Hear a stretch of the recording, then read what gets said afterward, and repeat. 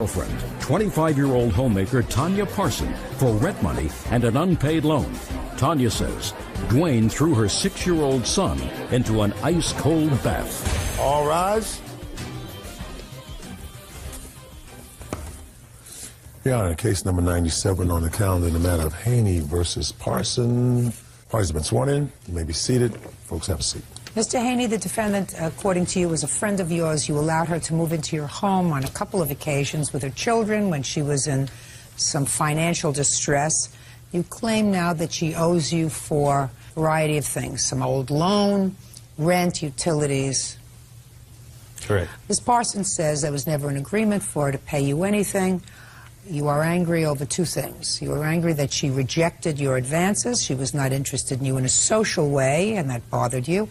And second, you are angry because she reported you to the authorities for abusing one of her children. How long do you know her? I've known her for about 7 years. We dated.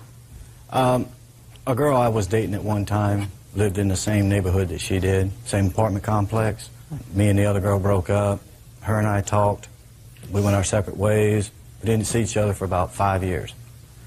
And one night at a nightclub, run into her. Then we started talking, and next thing you know, we were dating. And when was that, sir? I'd say roughly in the neighborhood about February a year ago. So why don't you tell me about first the loans and then the arrangement with regard to rent and utilities?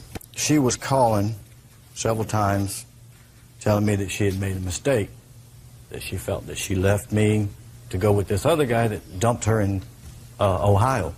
Are you going to tell me about the loan? Yes. That's where we're going to. Let's get there. She called me up needing money. Her kids needed school supplies for school. When was this, sir? Last year, before school.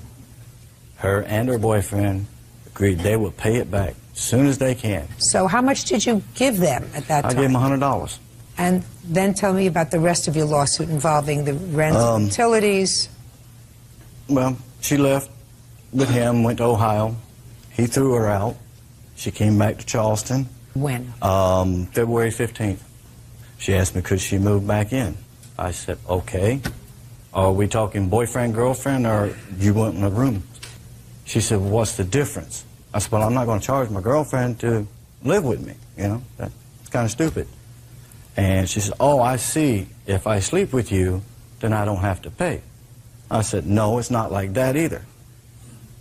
You know, if you're in a relationship, you know, you were helping before. There's no sense in, you know, I'm paying all this and you just lay around and do nothing. And she said, no, I just want the rooms. I said, fine. I rented the U-Haul to go get her stuff from Myrtle Beach, gas. Every time I turn around, she would, can I borrow $20 for this? Can I borrow $10 for that? I need cigarettes. I need gas. I want to rent a movie. There was no sexual advances to her in any way. When did she move out, sir? April the 29th, I evicted her. Why? Because she wasn't paying me any money. Did you have a discussion with her? Yes. Tell me about the discussion you had with her. She simply said she didn't have the money. I said, Tanya, you got a job. I helped you get a job. Well, what kind of work did you get for her, sir? She was a cashier. Where? At Speedway, well, Conoco, whatever they call it now. They changed the name. Did you know how much she was making? About $100 a week. And how much of the $100 a week did you expect her to give you, Mr. Haney? I told her, even if it was $5 a week. You wanted to see something, $5 right. a week. Make an effort. Okay, so you wanted her to give you $5 a week. Correct. Okay, for the 12 weeks that she was living there. Correct. Okay, fine. Now. And she didn't, so then you threw her out. No. She had $1,000 coming to her for back child support. She kept telling me, as soon as that gets here, I will pay you up, get you caught up. Get you caught up with what? What she owed me. Well, what did she owe you? The loans. So there's only one loan of $100 that was a year before, sir. That's all the loans that I'm hearing Correct. about. But the dollar here, 20. Tally, I'm not, listen, my parents didn't send me to law school and college and post-law school for 10 years to talk about the dollar here and the $2 there. That's gone. It's in the wind. Do you understand?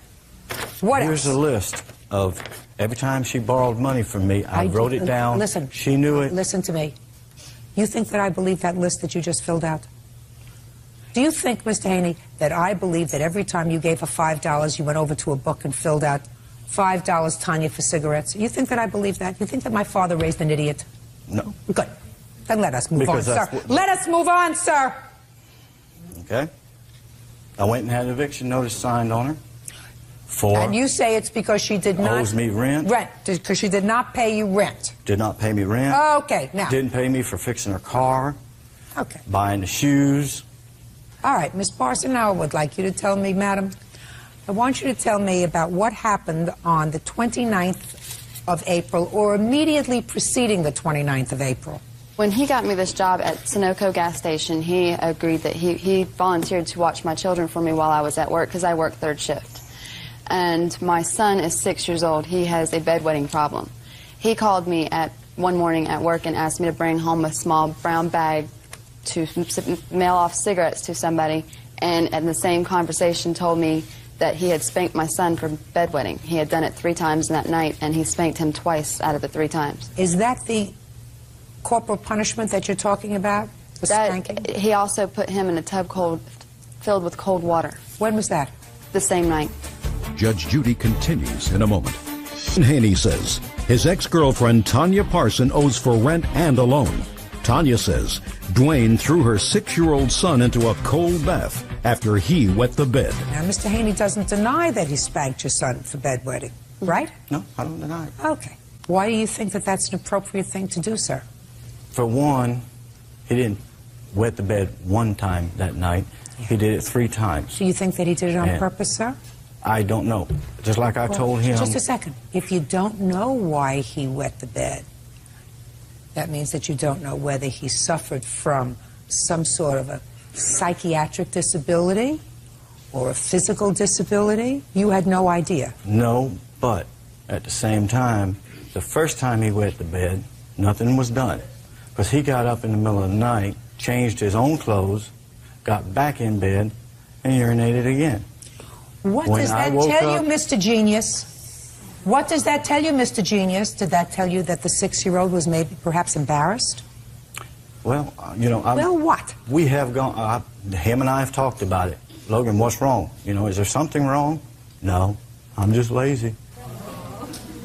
Because he has her... I want to ask you a question. Did you get your degree in psychology from an accredited university?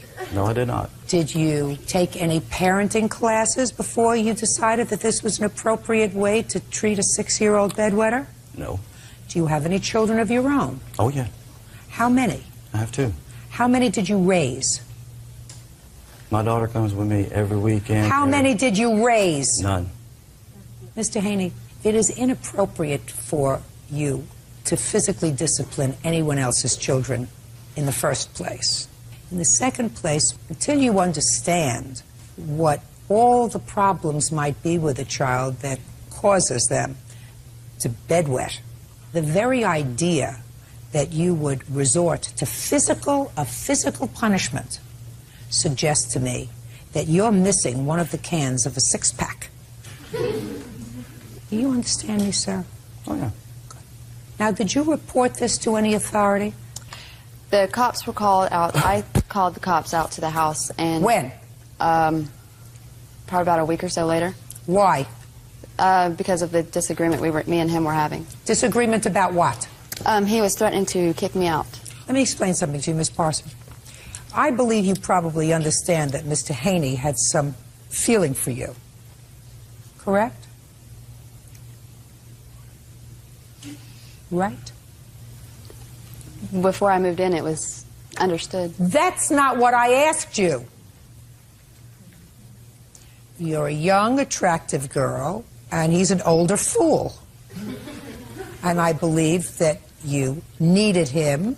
You used him. No, of course you did. You used him. I did not use him. Of course you did. Everything was on the table before I even moved in. But he wasn't using you.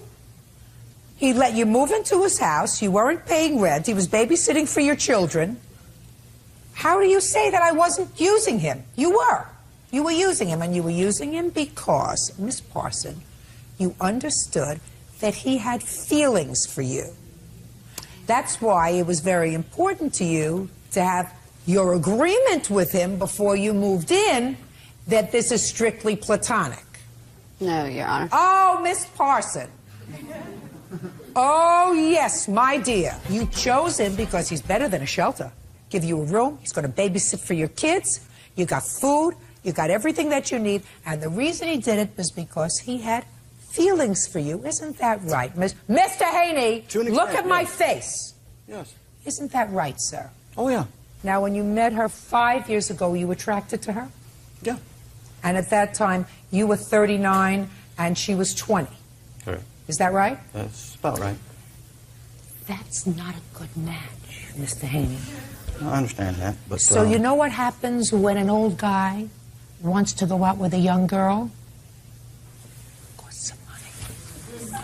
Well... And in your case, you know how much it cost you? $160. It's a bargain. It's a cheap lesson, Mr. Haney. Truth of the matter is, you were looking for something more. Mr. Haney, look here, sir. You were looking for something more. Unfortunately, it didn't happen.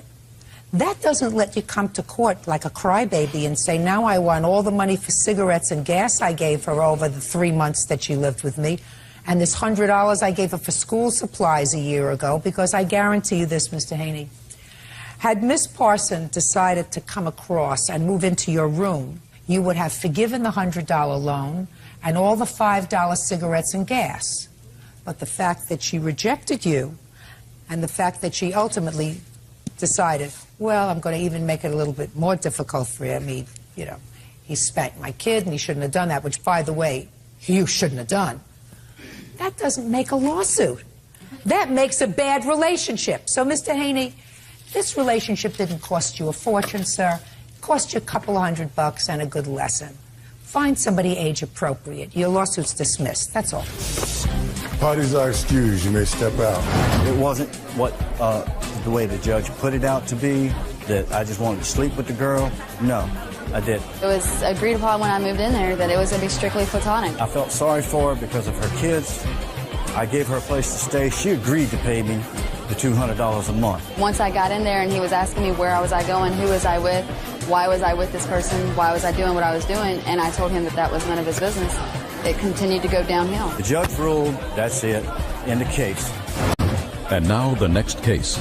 All parties in the matter of Collins versus Collins. Step forward, please. Store manager Angela Collins is suing her ex-husband, construction worker Jack Collins, for his share of foreclosure fees. Jack says it was Angela's fault the trailer was repossessed. Miss Collins, this is your former husband. Yes, ma'am. You claim that he owes you $750 because you were forced to pay certain assessments on a home that you jointly owned before the divorce. Yes, ma'am. And that you were forced to settle with the whatever company recently.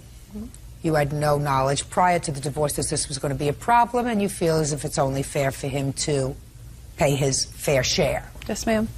And he says it was your house, deal with it. Right? Yes, ma'am. When were you married? In 98. 1998. And when were you divorced? 2002. And when did you separate? Probably about 2000. Who lived in the home?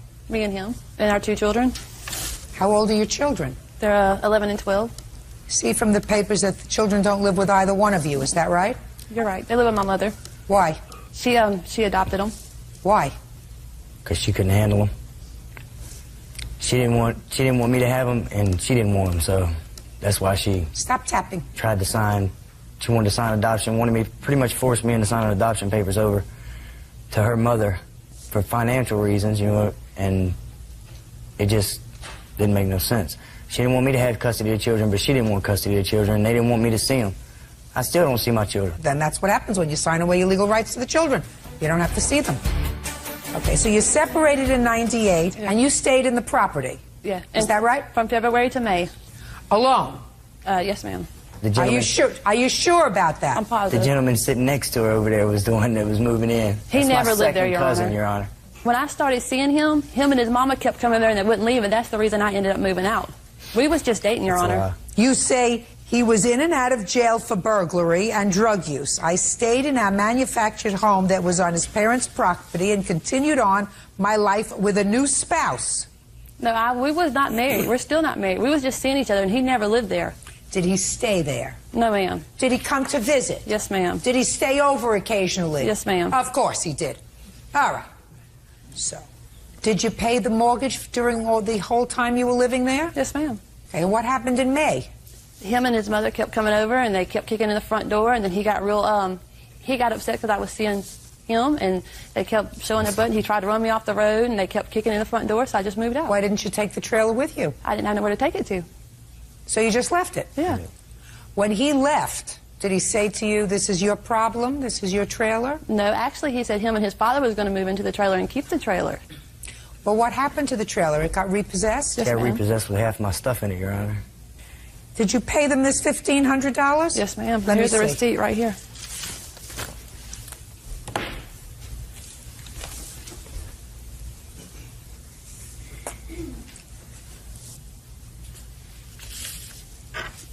Okay.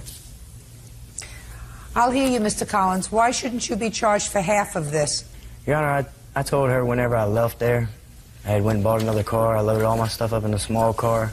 And I told her, I said, as long as you have my children, you can stay on this property as long as you want. I'll help you pay the note on the trailer as long as my kids are living there. But whenever he moves in, y'all all need to move out. You understand what I mean? I'm not going to sit there and support him and her. So when she decided that I wasn't going to be that dummy and support him and her, then she just left. How old are you? 30. You're a big boy. If you buy something from a bank and you take out a mortgage, what you do when you divorce is you make sure that when you get a divorce, all the loose ends are wrapped up. They moved out. They left the trailer on your mother's property. What happened to it? The repossessors, they were supposed to pay us storage fee for even having the trailer. What happened to the trailer? They come repossessed it. When? I don't even know. I don't know. I moved. I don't know. I don't know what my name is after this case. Listen to me. You owe her half the money. I mean, certainly when they've written off $10,000 worth of mortgage fees, neither one of you are going to get star credit ratings, but at least you're not going to have judgments against you, and at least under these circumstances, you're not going to have your income tax return if you have any refund taken, or they're not going to come and detach your driver's license. They can't take your children because you've already given them away. Judgment for the plaintiff in the amount of $750. That's all. Parties are excused. You may step out. I think she was very fair. I got what I deserved. I left the trailer there to her, so I think she was responsible for the payments. We just can't be in the same room together. Every time I turned around, we were arguing. We couldn't get along. I'm his second cousin, but that's on my mother's side, and I don't even associate with nobody over there on that side of the family. It's been so long ago, I'm over it. Complex owner Lance Cocham is suing his former tenant, 20-year-old photographer Trista Jeter, for an unpaid loan for breast implant surgery. Trista says the surgery was Lance's idea.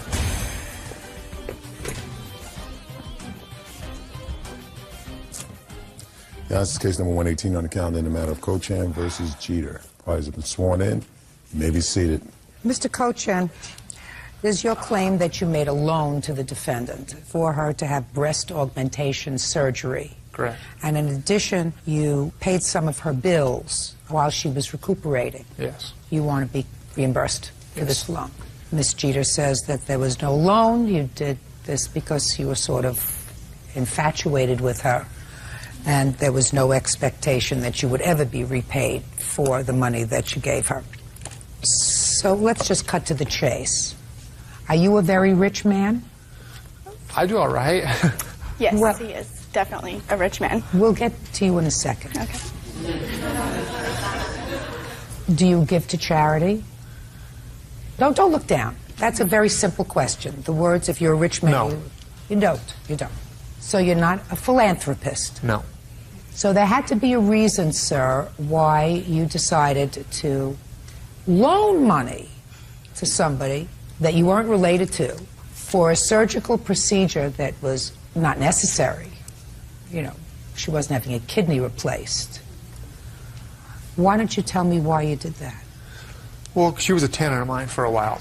And when she moved in, she cleaned the apartment up that she lived in. She cleaned it up very well, better than most of the people I hire to do that. So as time went on, as apartments came available, I would ask her if she wanted to do it. And she was making $200 an apartment, doing one a day. You know, at her age, making $1,000 a week, it was pretty good money. We live in Las Vegas, and women with big breasts get better jobs. It's a fact. She doesn't need that if she's just doing house cleaning. Correct, but she doesn't want to be a housekeeper forever. I assume not from the outfit she chose to wear to court that she doesn't want to be a house cleaner forever.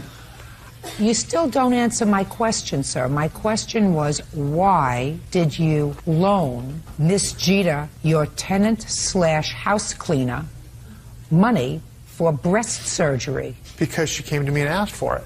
And I thought it would be a good loan because at the time she was making a lot of money for me. Well, tell me about the time she came to you, sir, and asked you for the loan. We were at an apartment. Okay, and she basically said she got... Okay, and when was this? Early part of November of '03. And you say to her, and she says to you, let me have it. She says she doesn't like doing this anymore. She wants to get into something else, work in the casino. And if she had breast augmentation, it would help her get a good job. So at that time, she asked me for it. What did she ask you? To buy her, to loan her the money to get breast augmentation. And you said? I don't know. And it took a while, you know, a little bit of persistence over the next couple of weeks, till finally I gave in, said, okay. Did you ever say to her, why don't you just put this on your credit card since you're making this kind of good money? You can pay off your credit card. Bada bing, bada boom. 2 months. She didn't have a credit card. Well, she could pay off the doctor. Doctor wouldn't finance her. How do you know that? Because she went to the doctor and the doctor said he wouldn't. How do you know that? She told me. So then you asked her that question. Is that what you're telling me, Mr. I pretty much assumed that. No. There's no way she could do that. Don't listen to me. Don't assume anything. When I ask you a question, give me an answer. Not a makeup. Not a what you suppose. Okay, what was the question one more time? The question was, why couldn't she finance the surgery by paying off the doctor? And you said to me, because the doctor wouldn't accept payments. And I said, how do you know that? And you said, well, I just pretty much surmised. Well, so the answer is, I don't know. It's my credit. I didn't speak to you. Okay. See, what I'm trying to figure out, Mr. Cochin, is if you're going to be honest with me, sir. You left out the fact that you and Miss Jeter dated a few times, according to what I read here. Is that right? Correct. Well, why didn't you put that in? You made it appear as if this was a strictly business relationship, sir.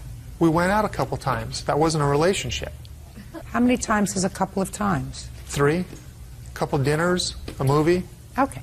And at the time that you loaned her the money, when was the time immediately prior to that that you had been out on a date with her? It was after that. So after you loaned her the money, you went out on several dates? 3 dates. Now, after December, did you try to see her again? Did you try to date again? No, we just didn't really get along. We were just different people. Is that right? Definitely. Did you ask her out again? No. Any particular reason for that? We just didn't seem to get along. We didn't click. Now, in January, I assume Miss Jeter went back to work. Is that right? Yes. Yes. How much money did she give you in January? On January 12th, she cleaned an apartment for me, which I credit her $200. Is that right, Miss Jeter? Yes. Okay. When's next, Mr. Coachman? Then on January 16th, which I assume she got paid on the 15th from her job at the time, she gave me $100. Then on February 1st, she gave me another $100. And then on February 14th, she gave me another $100. So she paid me back a total of $500. Out of how much? Out of a total of $5,050. I'll hear you. He pretty much put it in my head that he wanted to do that for me, okay? He gave me the idea since How did he put that in your head? Because I told him that what I wanted to do for a job, okay, and that was cocktail in Las Vegas. I've already been offered a job in Las Vegas to do that. And it's just easier to get a job having this operation done when I had nothing before. And so he said, well, yeah, you know, his ex-girlfriend had it done, and so he told me that that'd be a good idea. So he made me feel like it was okay to ask him to do that. Okay, as far as paying him back goes, nothing was supposed to come out of my pocket cash-wise. I was supposed to just clean his apartments out, but none came available after after my operation was done, I was healed and everything. So I had to get a new job and just to pay my bills off, and I wanted to move because it's a bad area. Yeah, but if I don't have a part... Just a second. Judge Judy continues in a moment. Chan says former tenant Trista Jeter owes for a loan to have breast implant surgery. What you're saying to me was it was a loan. Okay. And you were supposed to pay him back. Stop twisting your head. Can you keep your head still, please? You look like a It just keeps back getting of in a my car. face. Sorry. What you're telling me is that what you were supposed to do is pay him back in kind by cleaning the apartments for which you were paid $200 an apartment, and you were going to pay him back from that, but that after January, apartments didn't become available. Is that what you're telling me? Yes, ma'am. Okay. But you also, in the same breath, said to me that you wanted to get away from that area because it's a bad area. So was it your intention to go back to the complex to do cleaning to pay off this loan? Yeah, that was before I had gotten my job already, that I had to have to pay the bills to pay to get out of that place. But that new job, I assume, didn't leave you the same kind of free time as your previous work, if any, so that there was no time for you, even if apartments became available, to clean the apartments. Is that what you're telling me? Yes. Get her a copy of my book. He didn't Going to get her a copy of the book. As giving me work, okay? No apartments were available, so I had to get a job to where I could have money, and so I could pay my bills. And he didn't lead up, he didn't live up to his part of the bargain. So. Yeah, but if apartments... I got it. I just laid it out. Sir, did you ever hear the story, there's no fool like an old fool? Right? Right. You're not so old, but you're pretty foolish. Better give your money to charity. Do you understand? There are all kinds of worthwhile charities around. The breast augmentation surgery doesn't fall under that category. Do I make myself clear? All right. She owes you $4,550. She doesn't dispute the amount, only that it was a loan. It was a loan. Pay it back. That's all. Parties are excused. You may step out. I loaned her money and she didn't pay it back. So now we came to court and it's solved, and hopefully I'll get paid back now. How do you live without money, right? And I have to pay bills, and he's interfering with that. So no, we dated a few times and it didn't work out, and that was the end of it. We ended it. I'm just glad it's over with, and I'll definitely never get myself in this situation again. I guess justice prevailed. I won. And now the next case. All parties in the matter of McCaskill versus Poole. Step forward, please. 17-year-old student Matt McCaskill is suing his schoolmate, 16-year-old Anthony Poole, and his father, Rob Poole. Matt claims Anthony keyed his truck. Mr. McCaskill, there's your claim that Mr. Poole, this young man, keyed your car. Yes, And Mr. Poole says that he did not do that. I assume you're his father? Yes, ma'am.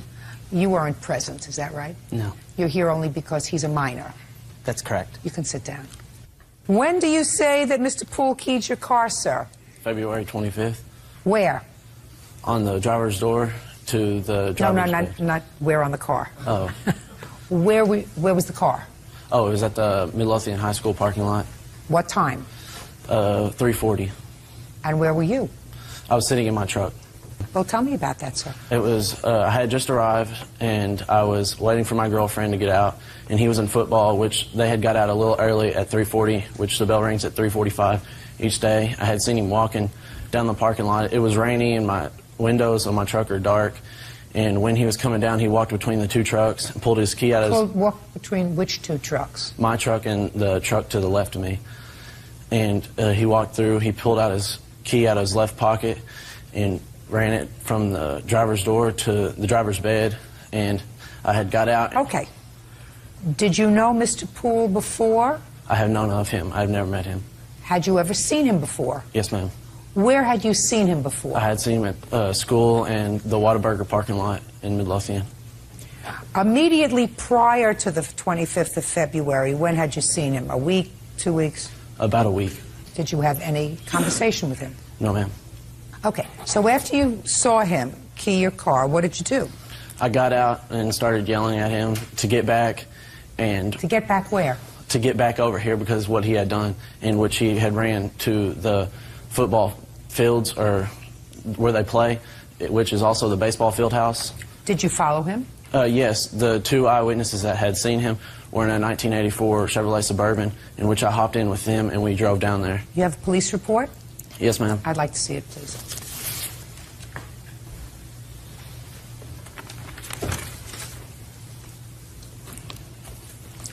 Did you file the police report on that day, sir? Yes, ma'am. Okay.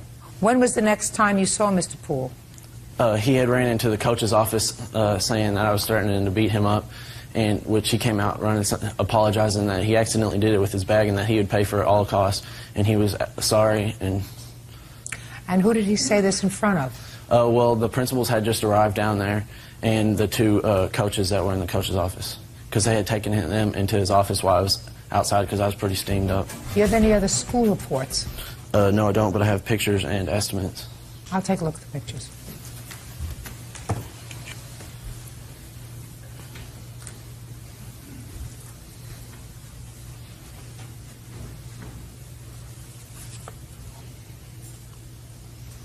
Is this your truck? Yes, ma'am. Did you buy it with your own money? Yes, ma'am. How long do you have it? I just had got it probably 2 weeks prior to the incident. Is this your first car? No, it was my second one. My mom had bought my first one, and I told her she could have it back, and so... So this is the first one you bought for yourself? Yes, ma'am. Okay, Mr. Poole, now I'll hear you. I walked out of the football field house. Before then, there was an incident at Whataburger. One of my friends told me some guys were making racial slurs about my girlfriend. One of the guys that he mentioned his name that I knew was in football. I said something to him. I asked him if they had something to say it to me. You don't say it to her. That's disrespectful. The next day, 2 guys were waiting outside the football field house. They're asking me to come over to the car saying, I bet you won't say something. Look at me, sir. Don't look all over the place. Yes, ma'am. They're asking me to come over to the car and say something to them. Who was asking you to go over to what car? I've never seen them before, or the car. Was it Mr. McCaskill's car? No, ma'am. I don't know. I'm not following your story. Go ahead. You can't. Somebody wanted you to say something to somebody. Come on. Did you key his car? No, ma'am. No. When he was chasing you, why were you running away? Because of the 2 people before him. They followed me in the parking lot. When you got into the coach's office, did you say, I'll pay for the damage? When you, just listen to me carefully. When you got into the coach's office, yes, ma'am, did you say, I'll pay for the damage? Yes, ma'am. Did you tell your father that you said, I'll pay for the damage? Yes, ma'am. When did you tell your father that you said you would pay for the damage? That night. But I said that I'd pay for it if my backpack left a scratch. He said on the statement that he heard me run by his car and a scratching sound.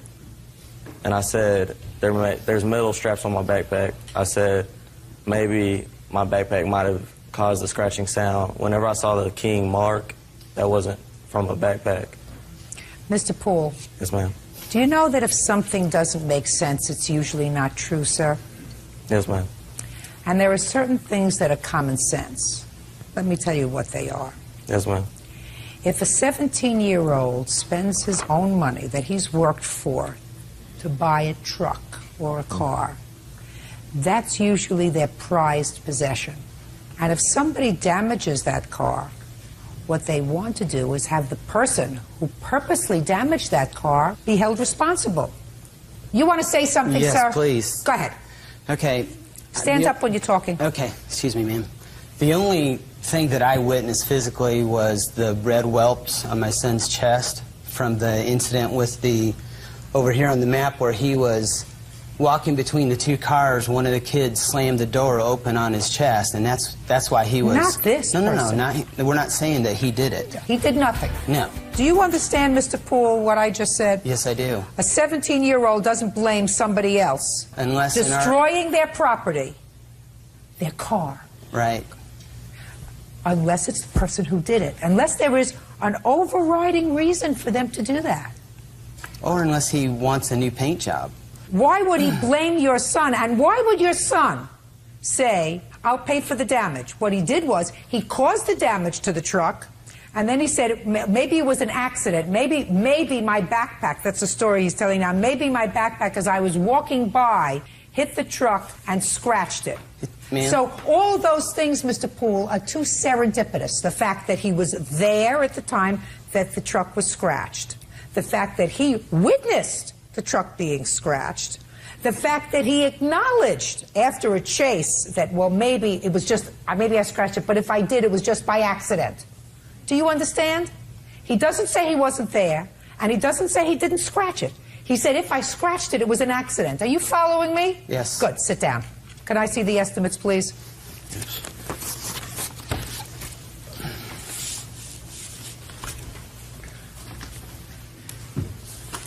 Got to pay for the damage that you caused, sir.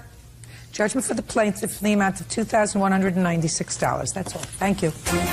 Parties are excused. You may step out. Another friend at the school, which is in his football class, had said something, but I had nothing to do because I was waiting for my girlfriend up there, and so I had nothing to do with it, so I didn't think nothing of it. I didn't want to go to my car and let them see my car, so I just kept running the field house. Over the phone, they were saying that I had made racial slurs to them, and that they weren't going to give me the money. They made racial slurs. I don't know if it's him or friends, but it doesn't matter now. Plaintiff Darlene Brown is suing anger management counselor Thomas Wilson for a refund of his fee. Darlene says her son was kicked out of class.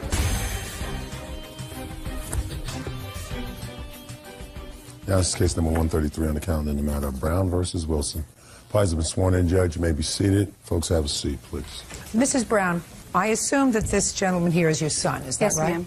The son who was directed by a court to take anger management classes. Yes, ma'am. And I assume that that was as a result of some sort of a domestic dispute? Yes, ma'am.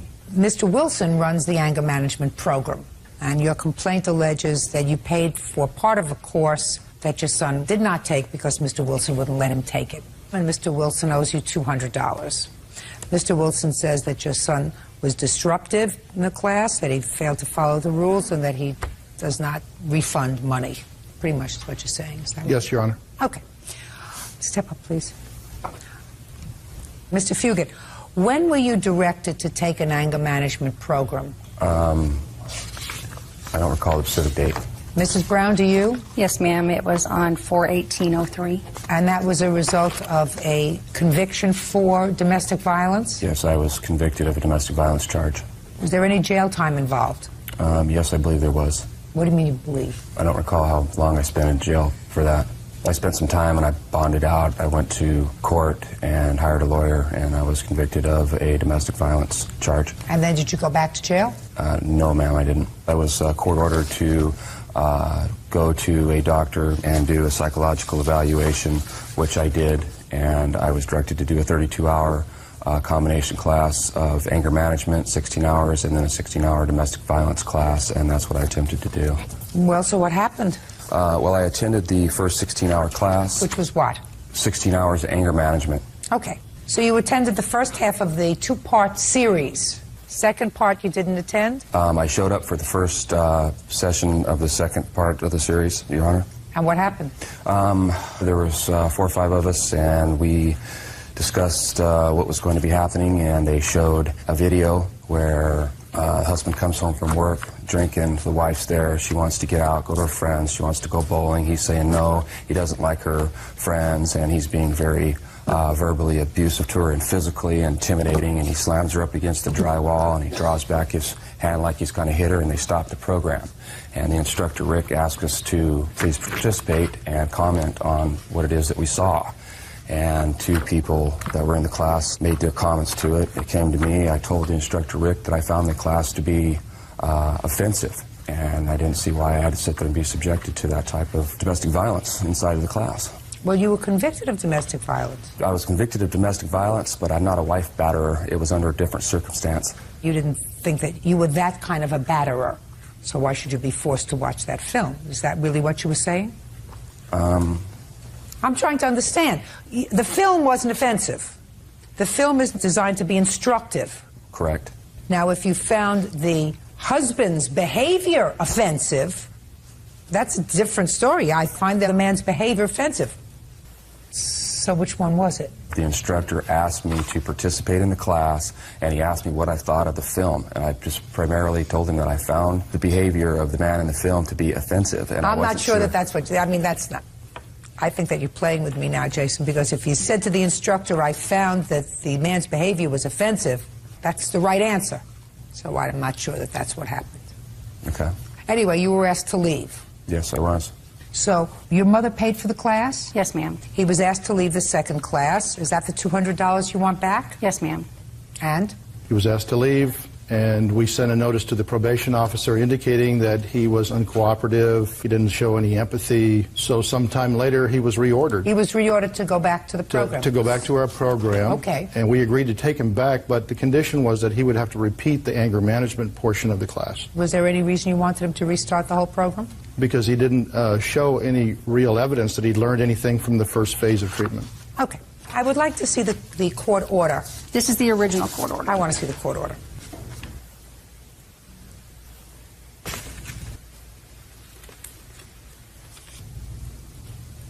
This order was dated April 17, 2003. Yes, ma'am. The judge directed your son to complete 32 hours of domestic violence education. Yes, ma'am. Was to enroll within 30 days and then promptly complete 32 hours of domestic violence education. Yes, ma'am. You did not do that. You enrolled, but you did not promptly complete. That's what the probation violation was for, and then Good! Then you belonged in jail. If that's what the order was, you see, I always had a problem when you got a third chance. As a sitting judge, I believe that we send the wrong message to people when they are convicted of a crime, as he was, and given an opportunity to remain at liberty under certain conditions. And then if you do not comply with the conditions, you're given another chance, which is really what happened. If I were the judge in that case, his behind would have been behind bars, and he would have been resentenced. Doesn't get a chance to say, I'm a victim, I don't belong in this place, I don't belong watching this domestic violence film, it offends me. I don't give a rat's behind whether it offends your son or not, madam. I don't. May I say something? I'm going to finish. Okay. He did not promptly complete 32 hours because he didn't like the first movie. And he was asked to leave. He was disruptive to the program. He doesn't have an option. That's part of anger management. Don't you understand? That's part of the drill. Judge Judy continues in a moment. Arlene Brown says anger management counselor Thomas Wilson owes for a refund of his fee. Thomas says Darlene's son was uncooperative, so he was kicked out of the class. Madam, you have to stop making excuses for your son. It's part of the drill. He doesn't get to choose his punishment. I don't care if they showed movies of somebody shoveling crap into a fan. And he found it offensive. That's what he does. And then when he's court ordered to go back to the program, what you're saying is, well, he completed the first 16 hours. He shouldn't have to complete that first 16 hours again. He should be able to go for the second 16 hours, right? The court order says he just has to complete 16 hours of domestic violence. Let me see it. the judge found that I completed the first 16 hours. Let me see it. When I went back to court. Let me see it. I also have audio. Shh. Okay, in August we went back, and right here it says you were to enroll in and then promptly complete the remaining 16 hours of domestic violence. That is true. Did you get a copy of this? I did, Your Honor. So? I mean, I wouldn't have done it. I disagreed with the court, Your Honor. You can't. Unfortunately, Mr. Wilson, I disagree with the court, too. You can't. Okay. I would have put his behind in jail, because one of the problems with domestic violence is, and anger management is, you have to show that you can control yourself well enough to do certain things even if you don't like them. You don't like your wife, you don't like her behavior. This was your wife, wasn't it? This woman that you're supposed to stay away from, Jessica? That's my ex-wife. Oh, your ex-wife. That's not what I was convicted of. That wasn't. Well, have no contact with her. You mean they just picked her name out of a hat? That was because of a divorce and a similar circumstance. You mean they just picked Jessica's name out of a hat to put on this order twice? 2 times. They said, stay away from Jessica. Maybe I didn't understand the question, Your Honor. Well, did you commit domestic violence against anybody else except Jessica? Yeah, that was the charge. Somebody else or Jessica? It wasn't against Jessica, Your Honor. Who was it against? I'm not exactly sure. Come on. I was having problems, and she went over to her brother's. I went over there. I had my infant son in my hand, and I was trying to talk to my wife. And I walked around to the front of the house, and her two brothers and her sister was pulling my child out of my arms. Listen to me. I'm not getting into that. Were you convicted after a jury trial, or did you plead guilty? I had hired a lawyer, and it was... Listen, I asked you one question. I was convicted of a domestic violence charge. It did not Just a second. my wife. I asked you a simple question, and you're not listening to me, which is the problem that you have. I said, were you convicted after a jury trial, or did you plead guilty? Is that a hard question, Bird? No. Were you convicted after a jury trial, or did you plead guilty? I guess I pled guilty to it. I guess. Mr. Wilson, this is your problem, sir. You disagreed with the court order. I do too. But we live in a country that is ruled by law. And while I would have made him take the course all over again, the court gave him a break and said he only had to complete 16 hours of the domestic violence portion of the program. What happened to you after August when you didn't complete the program? I went back and reported to my probation officer, and there was conflict. Earlier, and the probation officer said that there was obviously a problem between me and Mr. Wilson, but the VA wasn't going to violate my probation again under circumstances. I didn't have the money to enroll into another class to complete the class, so it's actually never been finished. What a travesty. I mean, it's a joke. You're ordered to complete a program. You don't complete the program. You're given another opportunity, because it doesn't say to complete 16 hours in his program. It says completed the other 16 hours. So in August of 2003, you were given a second chance, or a third chance, to be at liberty. And according to you, since August of 2003, you didn't have the money that was necessary to complete 16 hours of domestic violence classes. Is that what you're telling me? It was already paid to Mr. Wilson. I don't care. Are you telling me that you didn't have the money to comply with the court order? Is that what you're telling me? That's what I'm telling you. In a year and a half? You're a liar. In any event, you owe him $200. You can't second-guess the court. He would have found himself telephoning his mother once a week from a jail cell if it was up to me, but it's not. It's unfortunate that people laugh at the court system because they don't make orders that they are prepared to stick to. Anyway, judgment for the plaintiff in the amount of $200. That's all. Out. Thank you. Parties are excused. You may step out. He should have followed through with what he was supposed to do. The program is designed for a spouse batterer, and that's not what I was charged with, the domestic violence. He was disruptive in my class. He didn't follow the rules. People are individuals. He's gone through a lot, and he's up there now. And now the next case. All parties in the matter of Romine versus Reynolds. Step forward. 22-year-old clerical worker Catherine Romine is suing her former roommate, 22-year-old medical assistant Jessica Reynolds, for unpaid rent and utility bills. Jessica says she's paid more than her share. Miss Romine, Miss Reynolds was a friend of yours. Yes. Since high school? Since high school, yes, 9th grade. And she moved into your home in December of 2003, is that right? Yes. And you claim she moved out, owing you money for rent and some other things. And Miss Reynolds says she owes you nothing. She paid all of the expenses that she should have paid when she was there. When she moved in December of 2003, what kind of arrangement did you have with her? Well, in December, we still had my old roommate, and he was moving out in January 2004.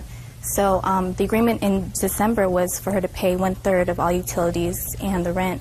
And thereafter, January 2004 and on, she was supposed to pay half of everything.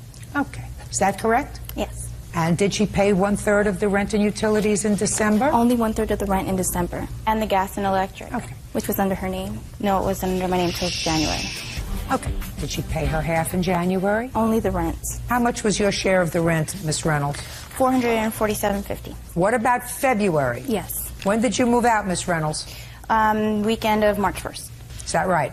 She moved out February 29th. She was supposed to move out on March 4th. So she did not pay those 4 days of rent. What 4 days? She had her 3-day notice on February 4th, and she was supposed to move out on March 4th. But she moved out on February 29th, and she did not pay the 4 days of rent that she was supposed to. So you want her to pay the rent for the 4 days into March 4th. Yes, because my witness, Karina Valoni, was supposed to move in right after Jessica moved out, which was March 1st. Yes. But she came into the apartment and it was still cluttered with Jessica's trash. Step up. Were you taking over as roommate? I was at the time, yes. What's your name? Karina Valoni. Ms. Valoni, describe the room when you saw the room on March 1st. Well, when I walked in, there was a gift bag, like a small gift bag with trash and broken glass in it, and there were various trash items on the floor. And in the bathroom, there was normal dirt, but beyond the dirt, there were dirty underwear in the bathtub. There were various things in the cupboards. In all of the cupboards, there were things. Okay. When did you come back to get your stuff? I put my 30-day notice in February 4th. I left February 4th. I paid my rent and I went to live with my mom. Listen to me. When did you get out all of your things? February 29th. So the things that were in the room on March the 1st was discarded trash. Is that what you're telling me? There wasn't. Is that what you're telling me? Yes. The stuff that was there was discarded trash. In a bag. Oh, it's not just a bag. She's described to me not just a bag. She's lying. No, I don't think she's lying. All right, now I understand. And when did you finally clean up the room? She said that she would come back, and she had until the 4th to actually clean it up. And she never came. I tried to come back. We talked about the bills, and I asked her to pay her part of the gas and electric. She called me an F and hung up the phone on me. Okay. And Miss Valoni moved in. She was living there the whole month of February. And she moved her stuff in. She moved her stuff in the weekend that I moved my stuff out. No, I came. Where was she? I would come once in a while. I'm speaking. I can't talk over you. In what room was she staying? In the couch, in the living room, in the room during the week. I don't know. She lived too far. That doesn't have anything to do with you. You had a room. You didn't empty out your room. But I did move my stuff out the last weekend of February. And she moved her stuff in already. Okay. She was living there the 4 days. I heard you. What else? I'm also suing her for the return payment from Cox. When she lent me the money, I paid her back about a week later. She lent you some money. You paid her back? Yes. And what was she supposed to do with the money that she was lending you? Pay a cable bill for me. She offered. And how much was the cable bill? The cable bill was $315.98. And you paid that cable bill for her? I called and I made a telecheck over the phone transfer.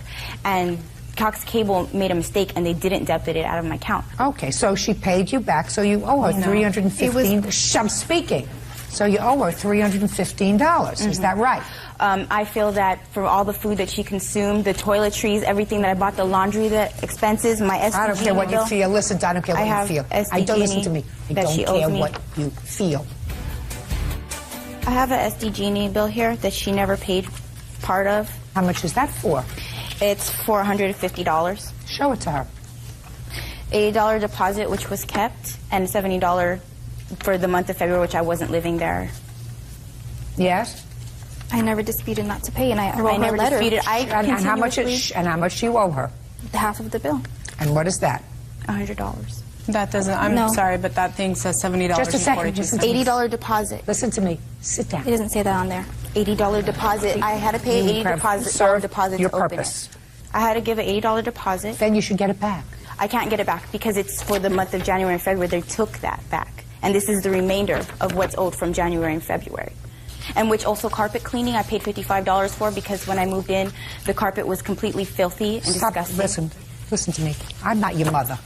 I'm not your mother, I'm not her mother, and I have absolutely no intention of being the monitor over your $15 bills.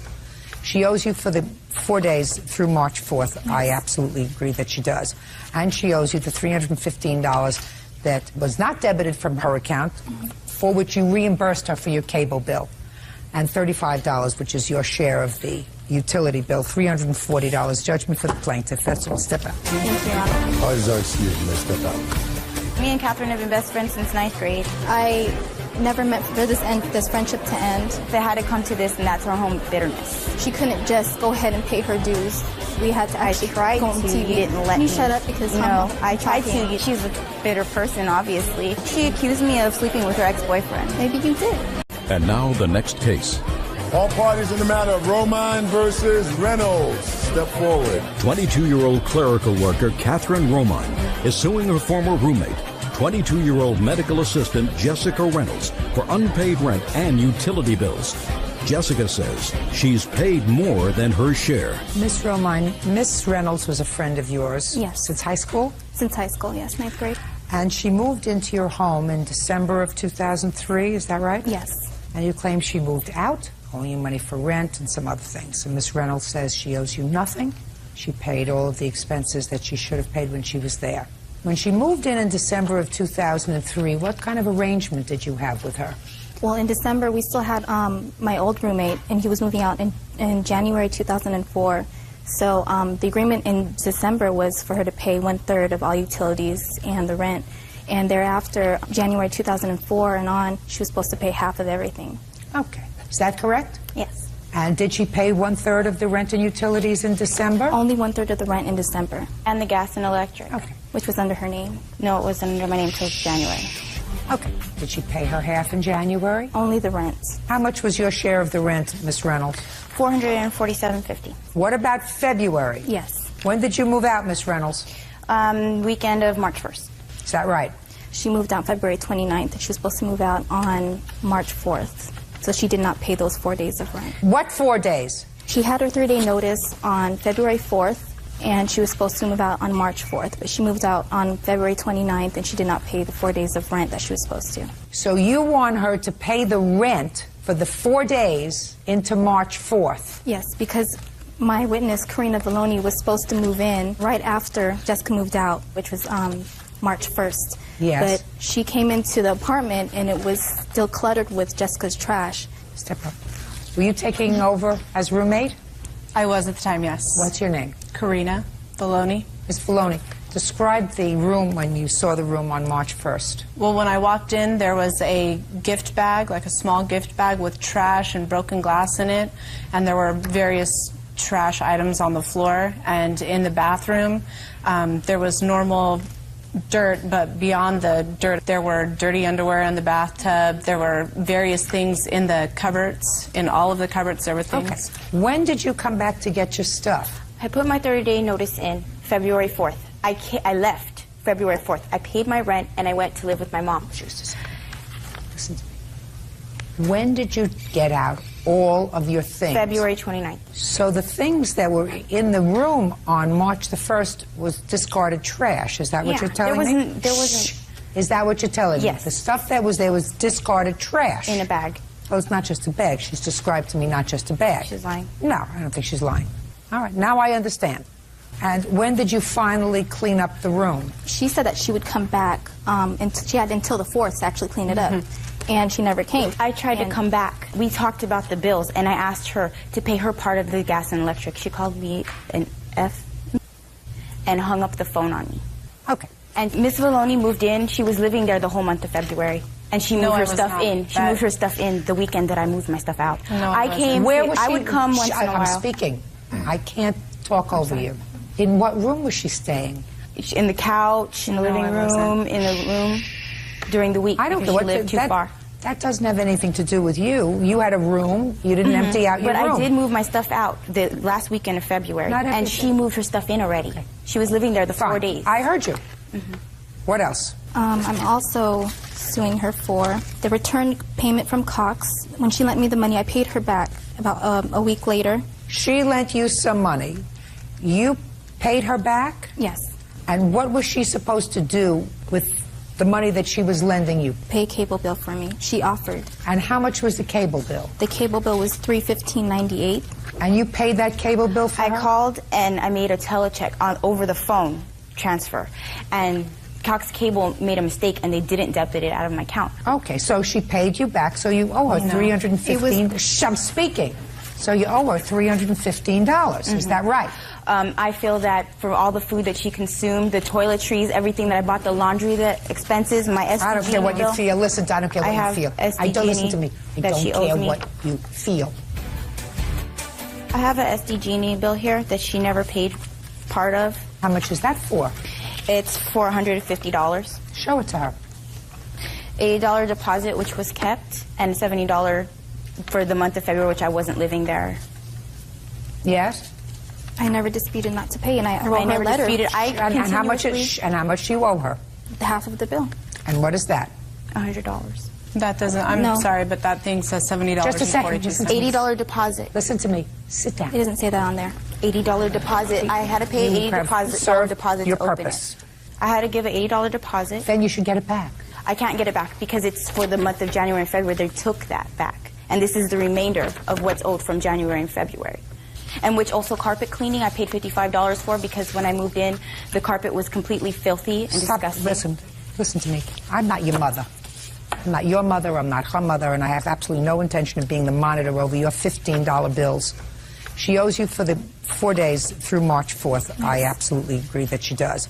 And she owes you the $315 that was not debited from her account, for which you reimbursed her for your cable bill, and $35, which is your share of the utility bill, $340. Judgment for the plaintiff. That's all. Step out. Thank you, Your Honor. Parties are excused. You may step out. Me and Catherine have been best friends since 9th grade. I never meant for this friendship to end. If it had to come to this, then that's our home bitterness. She couldn't just go ahead and pay her dues. We had to actually go on TV. You didn't let me. Shut up because no, I tried to. She's a bitter person, obviously. She accused me of sleeping with her ex-boyfriend. Maybe you did. And now the next case. All parties in the matter of Thomas versus Green. Step forward. Account manager Lizette Thomas is suing her nephew's uncle, customer service rep Antonio Green Sr., for a $1,700 cell phone bill. Lizette says Antonio's son stole her nephew's phone and gave it to a girl.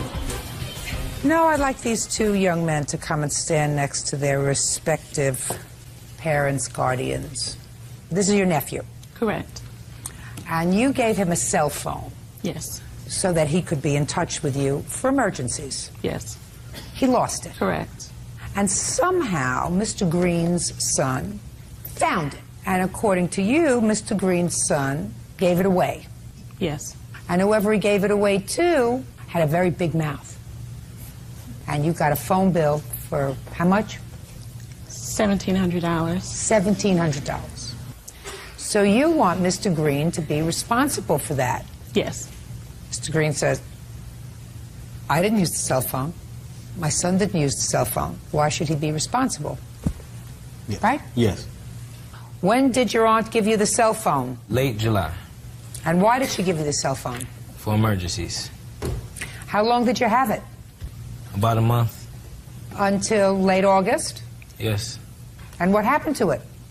I gave it to my coach. We went to a game, and I asked him to hold it, and I left it with him, and we all left. So what did you do? I called him and asked him, did he have it? He said yes.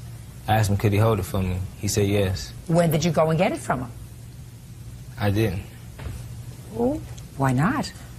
Because I thought if I told my parents, they were going to think I was irresponsible. That doesn't make sense, what you just said to me. Could you get there by bus? Yes.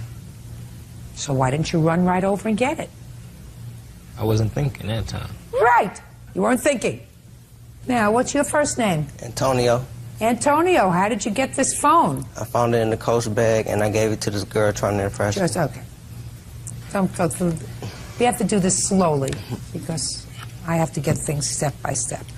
You found it in the coach's bag when? Around late August, around the 28th, during the 1st of September. When you say you found it in the coach's bag, what were you doing in the coach's bag? Just going in it, sneaking around. So you stole the phone out of the bag. Right. And what did you do with it when you stole the phone out of the bag? I gave it to this girl. At that time, it was my girlfriend. And what did you say to her? I gave her the phone, told her she could use it. So, Mr. Green. Yes, ma'am. See, this is something he didn't put in his answer, that he stole the phone. Well, yes, I knew that he retrieved the phone. Not retrieved. Well, stole the phone around November when I got the call from Miss Thomas. Stole it. Right. So what is it that you did to your son when you found out that he stole this phone? Can I say on air? Yes. I whooped him. How old are you, Antonio? 16. You go to school? Yes, ma'am. How do you do in school? Good. Did you ever steal anything before? Yes, ma'am.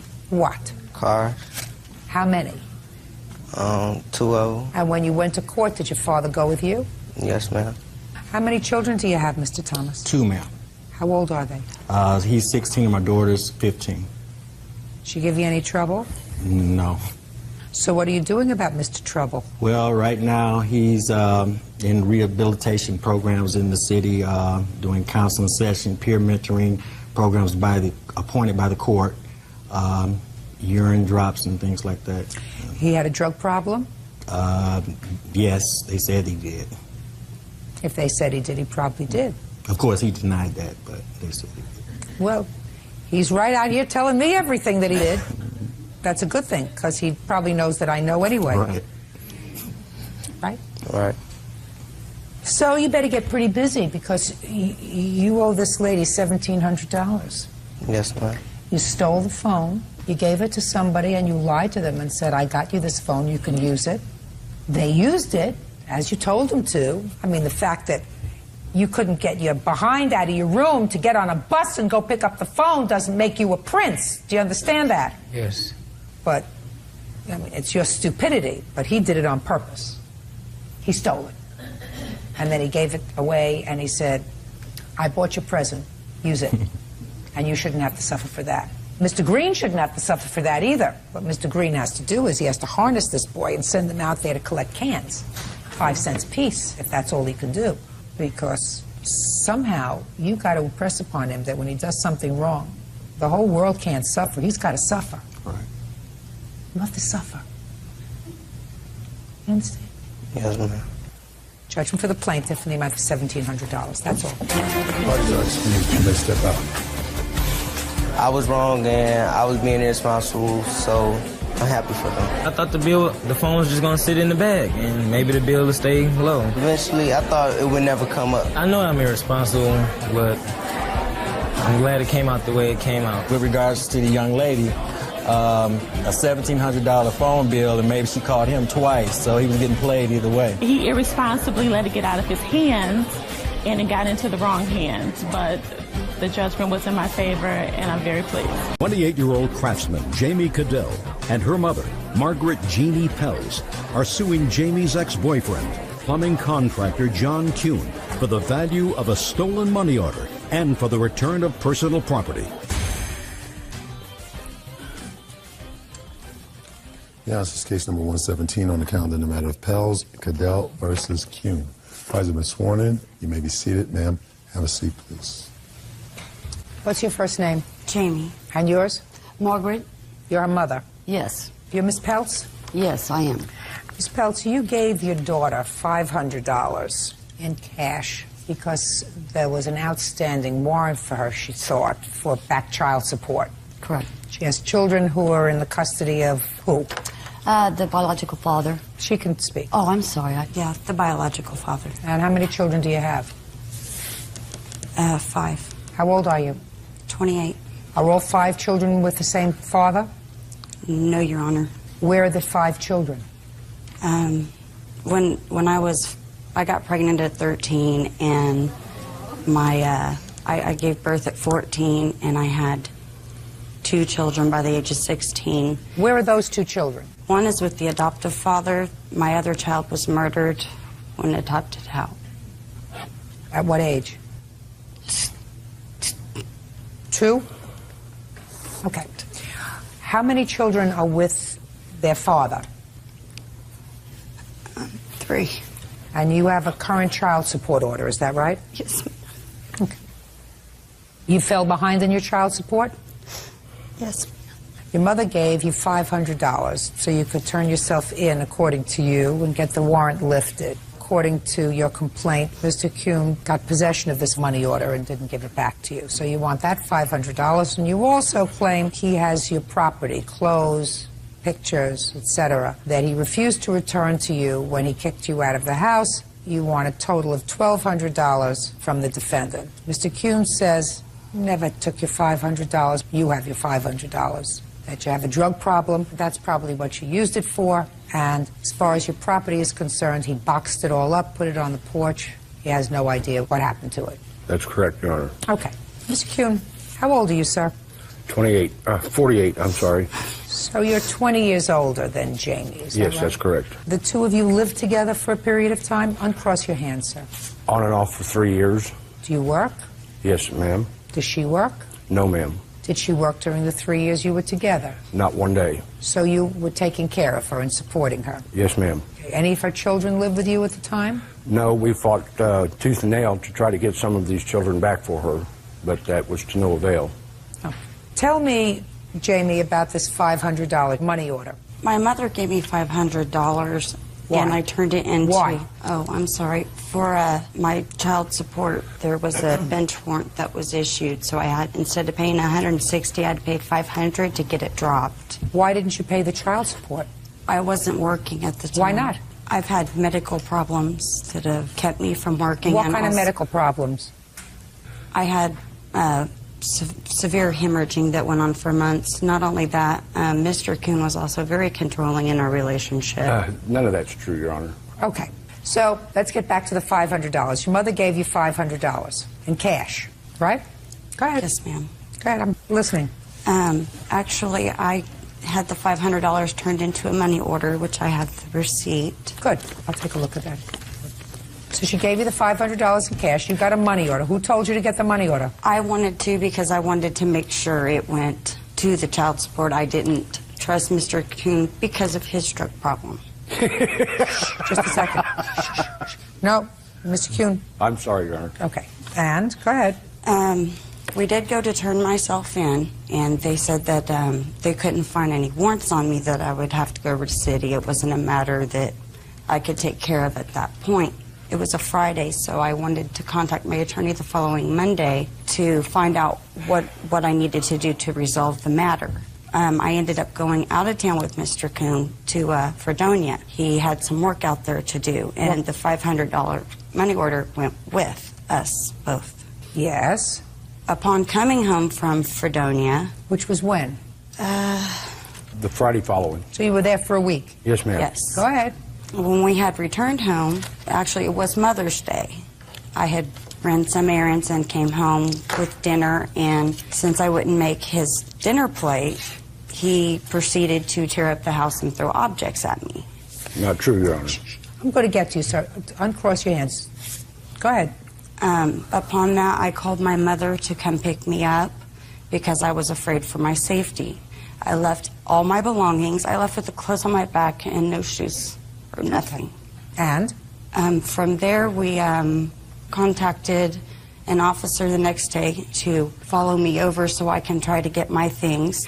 Mr. Kuhn had changed the locks. My house key no longer worked. We do know he was home.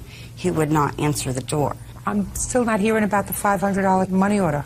Mr. Kuhn was in possession of it. He told me he would not let me have it, that he didn't trust me, that he would return it to my mother. When did he tell that to you?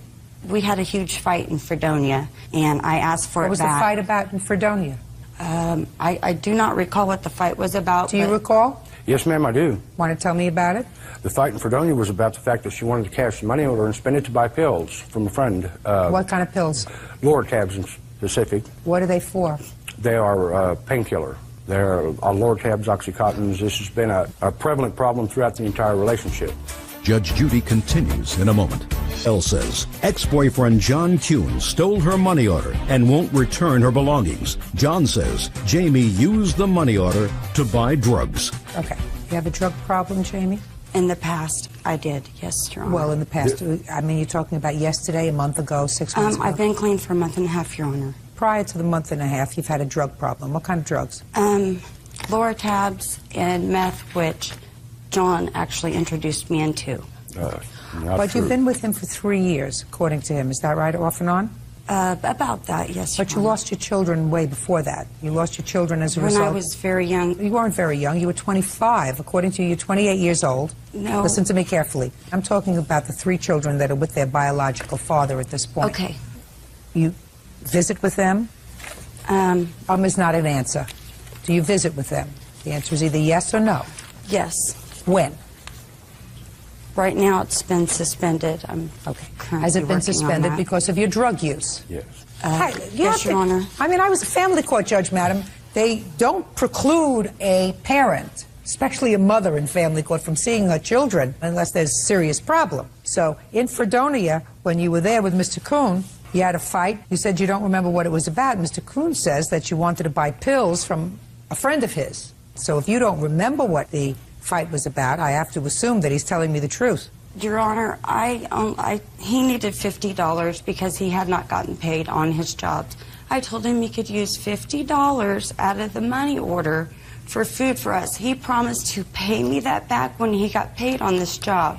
It was not for drugs. Ms. Kuhn, you were not working over the 3-year period, so I assume you were being supported, the two of you, since you were living together somehow. Were you being supported because Mr. Kuhn was working? Working, but he was also very controlling. I don't care about controlling. He was working. Off and on, Your Honor. And that's how you supported yourself? Yes, Your Honor. Oh. And my mother. What happened to the $500, sir? I honestly don't know. The last time I saw the money order was on a Thursday evening in my wallet, and by Friday it was gone. Where were you with it? Were you in Fredonia at the time? We were in Fredonia at that time. Now, you drove back when, sir? On Sunday? Late Friday evening.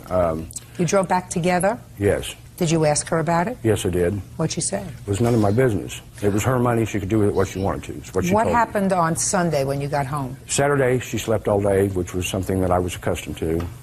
Sunday, about 5 o'clock, she woke up. We had purchased Mother's Day cards for our respective parents, and my mother's in a home. She's disabled. And I told her, my mother's not going anywhere. Get off your butt. Go see your mother. Give her your card. You know, take care of some things. I gave her $25 and told her to bring home some supper, since I obviously wasn't going to get any other way. 4 hours later, she showed up and she was high. She had cold fried chicken, 7 pieces of cold fried chicken, and said that they had cheated her out of the mashed potatoes, corn, or whatever that was supposed to go with it. I had been working at the house. I live on 3 acres, and I had grass to cut. And I was hot and I was tired, and she told me to fix my own damn plate, threw the chicken on the table, at which time I told her she needed to call her mother because I wasn't going to put up with it any longer.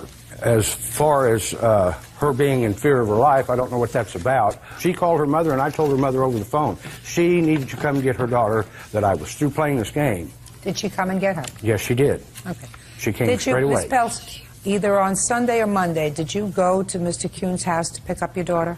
Yes, I did. Okay. And at what time? Don't speak. It was roughly probably around 5:36 in the evening. And when you got there, was your daughter inside the house or outside of the house? She was outside the house. Where was she outside of the house? Across the street at a convenience store. And she got into the car and you left? Correct. When was the next time you went back to or telephoned Mr. Kuhn? The day after we wanted to go get Jamie, my daughter's belongings. When I picked her up, all she had was the clothes on and no shoes. She wanted her court papers and her clothing and her personal belongings, which are pictures of my grandchildren. Okay. She wanted her clothing and some photographs. Yes. And what happened when you got there?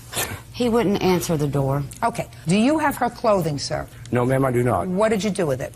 They called me repeatedly on Monday, made threats, so on and so forth. On Tuesday the 11th, I called them and I told them about 7:30 at night that I was leaving and I would not be home for an entire 24-hour period. That their clothes Who were did you speak to? I spoke twice to their answering machine because they know my phone number and they never answer the phone when I call. That's just their way they do things. You put her clothes outside. 2 bags of clothes, 3 boxes of court papers that were generated from my computer at my expense anyway, but they were her court papers. Nevertheless, she got them.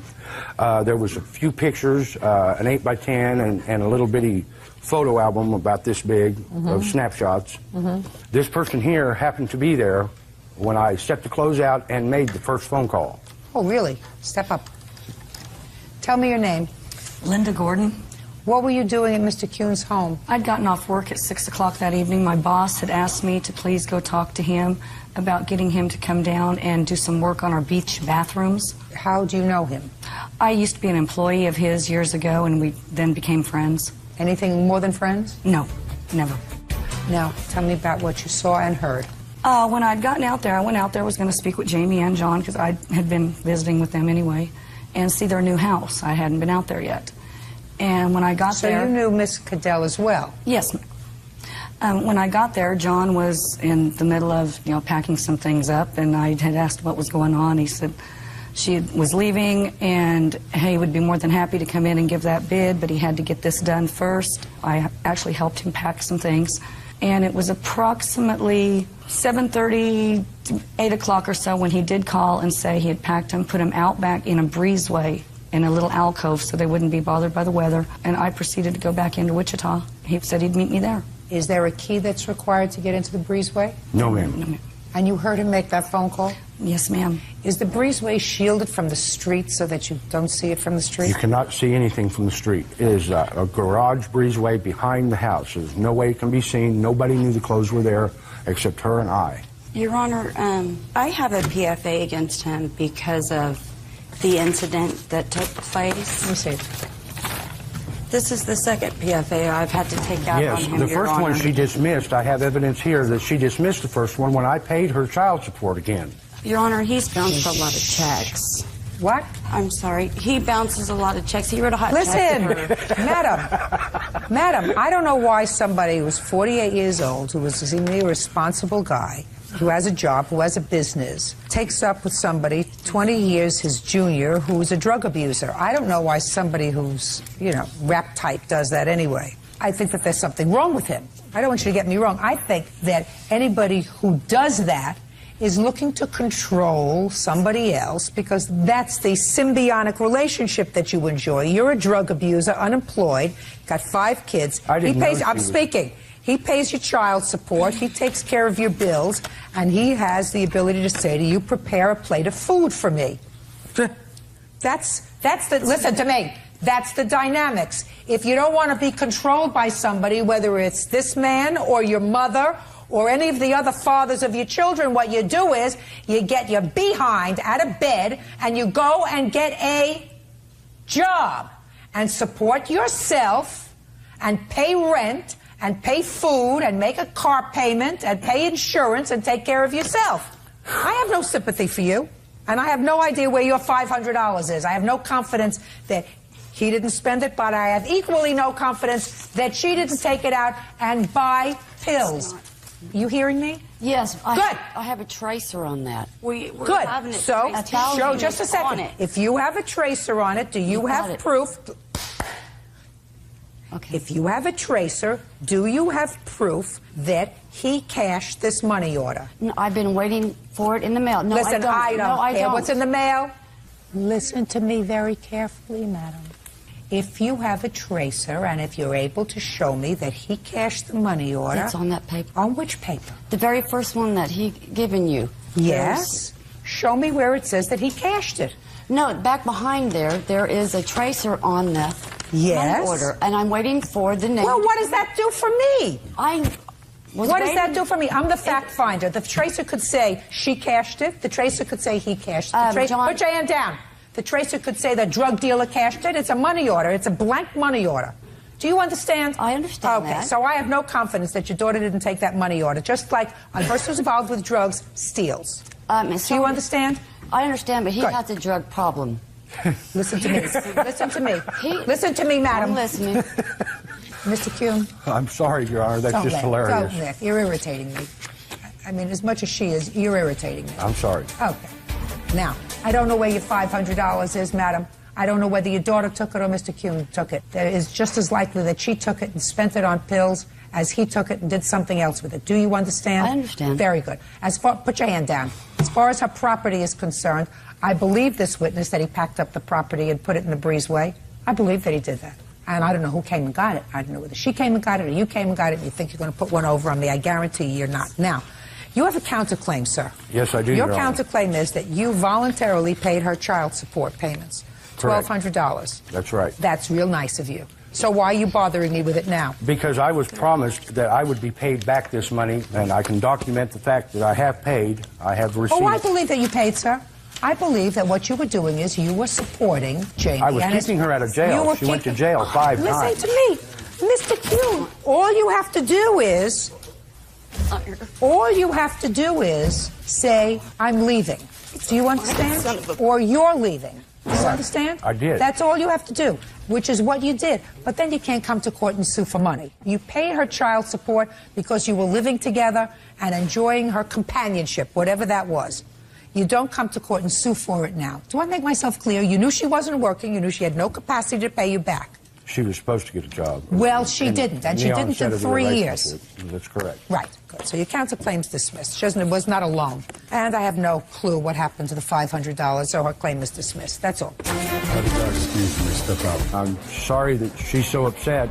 You know, I really did care about her. Mr. Kuhn actually got me addicted to drugs. I'd never even tried drugs in my life until he came into my life. There was just nothing I could do to help her. He used it to get me addicted. I feel, you know, to keep a hold of a younger woman. I would make my own dinner and clean my own house and wash my own clothes. I just knew that he's a compulsive liar, and what comes around goes around, and God will get him back. It's typical display for her. Being with him was just very depressing, and I got addicted to the drugs. I was praying that things would get better. I would like to tell anybody else out there, stay away from it. It's bad. Maintenance supervisor David Diekema is suing his stepson, 21-year-old cook Kirk Smith, for unpaid loans to help with his legal troubles. Kirk says he paid him back by mowing the lawn. Come to order, all rise. Quiet, please. Thank you. Yeah, this is case number 125 on the calendar in the matter of Diekema versus Smith. Parties have been sworn in. Judge, you may be seated. Ladies, have seats, please. Mr. Diekema, this young man is your stepson. Yes. I assume that this is your son. Is that right? Yes. How old are you? 21. What's your first name? Kirk. According to you, you loaned Kirk some money. He got himself into some trouble. Yes. A couple of times. And you bailed him out. Correct. He hasn't paid you back, and he promised he would. Correct. The first thing Kirk says is that he did borrow the money from you, and in exchange for the money, he said he would mow your lawn for the summer, which he did. Yes. That was the payback. Yes. Right? That was his first excuse. The second excuse is that his mother told him he didn't have to pay you back. Right? Correct. And I can take my choice, one from column A or column B, depending upon how Well, it they're feels. for separate things. What was the first loan for, Mr. Diekema? Initially, the one where he was going to mow our lawn was we bailed him out of jail, and he was going to repay us, but he couldn't. And he was going to mow our lawn for us to help to repay that loan. And he did mow our lawn one time. I mowed the lawn more than once. Shh, don't answer. Sorry. Was he living with you at the time? No, ma'am, he was not. Was not. All right, well, tell me about this bailing him out of jail. Tell me about it. That time was in February of 2003, and the bail was $325. What was your offense, Kirk? Driving on a suspended license. What was the license suspended for? It was suspended for an MIP. What's an MIP? Is a minor in possession.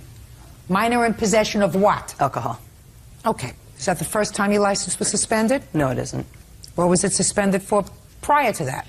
For MIPs, a minor in possession of alcohol a couple times, and then for driving on a suspended while suspended. Been arrested for anything else?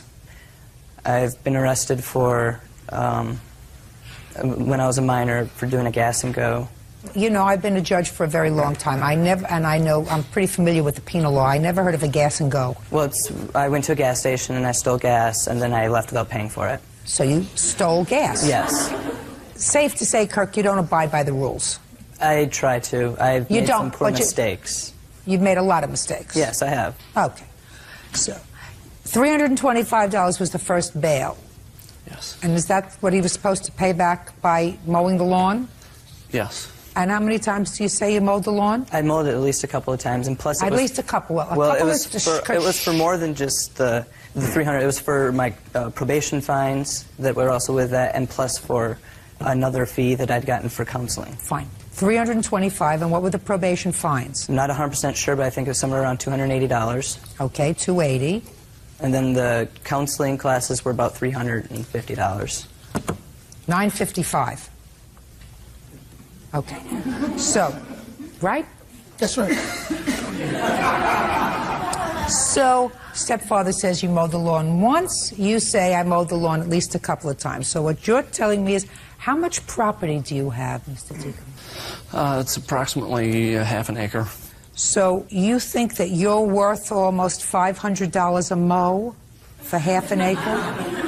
Kirk, is that what you're telling me? Doesn't that sound stupid to you? It does sound stupid. It sounds, it does sound stupid. Well, I'm glad you at least say it does sound stupid.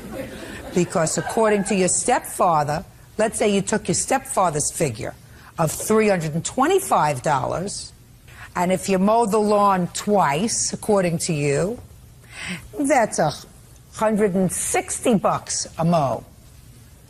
That's even high for half an acre, wouldn't you say? Yes. But it's not $500 a mow for half an acre. So you see, what I'm trying to get across to you, Kirk, is if you think that you're going to second-guess the answers to these questions, don't do it.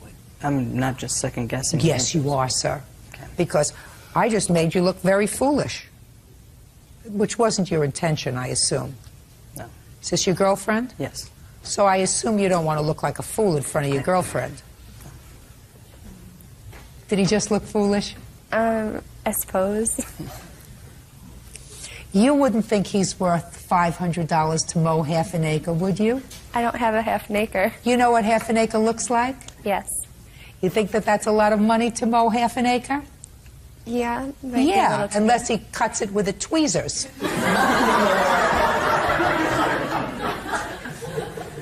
When he only mowed the lawn once, did you say to him, hey, Kirk, the deal was you're supposed to mow the lawn for the summer? I never see him, so, I mean, I came home from work, the lawn was mowed, and that was it. And he rarely ever talks to me, we never have contact, and he hasn't spoken to me in quite some time. So, no, I did not get the opportunity to do that. Step up. What about you? Did you call your son and say to your son you were supposed to come over and mow the lawn? That was originally for the $325. He had made a payment of like $100, I think, originally on that. You gave him $100. Yes. Kirk, when you make a partial payment, that's evidence of a loan. Do you know that? I just taught you a piece of law. What's next? For the next time, we had to pay court fines and court fees of, well, there were several. There was $918 to the 59th District Court. There was $200. What is that? Was that for? That was, he was either going to go to jail or we paid $918 to keep him out of jail. Was that a different time, Kirk? It was for the driving unsuspended. Well, that's you the had only violation they bailed me out of jail for. You had several of those, according to you. Yes, I have had several, but that was the only one that they've bailed me out of jail for, the only time they've bailed me out of jail for anything. Well, that's $918 and I'm was court deeply costs. under the impression, because in Zealand, the police I had got pulled over, and a police officer said that I was told on by Mr. and Mrs. Bell for driving on a suspended license. And so I was under the impression that my mother is the one who's told on me for driving on suspended and got me the bail fines, and I've been under the impression that she bailed me out of feeling sorry. And it's not something I've brought up to her because, you know, I don't... Just a minute. So what you think is that your mother notified the police that you were driving on I'm speaking. Yes, ma'am. That you were driving on a suspended license because you were driving on a suspended license for the second time. And that you believe that the reason she bailed you out of jail was because she felt guilty about having told the police that you were breaking the law. Is that what you're telling me? I just want to make sure that that's what you're telling me. Yes, Your Honor, but... All right. Judge Judy continues in a moment. Deekema says his stepson, Kirk Smith, owes for loans to bail him out of jail. Kirk says his mother forgave the loan. How much did you lend him altogether? Altogether, it was $3,476. And how much did he pay back? $1,150. Okay, Kirk, you got 30 seconds to convince me that you don't owe your stepfather $2,326. And your time starts right now. Well, I feel that, you know... Forget mowing the lawn. I've forgotten about it. They haven't been, you know, done much for me, and this time that they helped me out, they told me, it wasn't my mom that told me I didn't have to pay it, it was Dave. He said, you know, don't worry about it, you know, get yourself on track and all that kind of stuff. And that is why I feel that I don't owe that.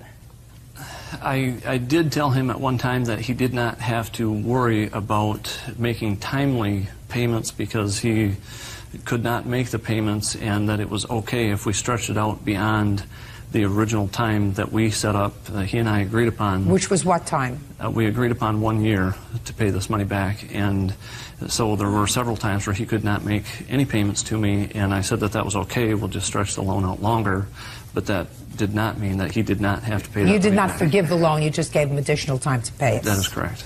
Did you ever tell your son he didn't have to pay back the money? No. No, it was Dave that told me that. Well, that's not what you say in your answer. In your answer, you say it was your mother. Well, because earlier you asked me and you said that my mom told me it was Dave, and I mistakenly said the wrong person. I'm correcting myself now. It was Dave that had told me that, and he did say that. You make a lot of mistakes, Kirk. Yeah, I do. Where are you working now? I work at the New Holland Brewery. Oh.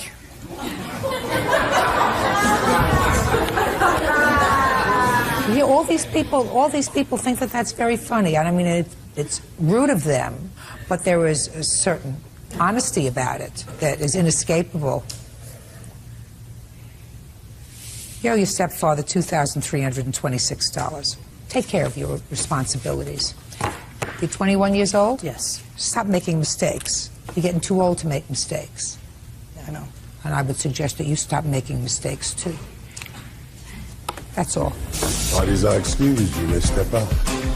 I would like to see us move forward and be able to look beyond this. I've never really, gotten to know him to begin with. Hopefully everybody can learn that this was a lesson and forgive. A police officer in Zealand had told me that somebody had called the cops and he made inclination on who it was.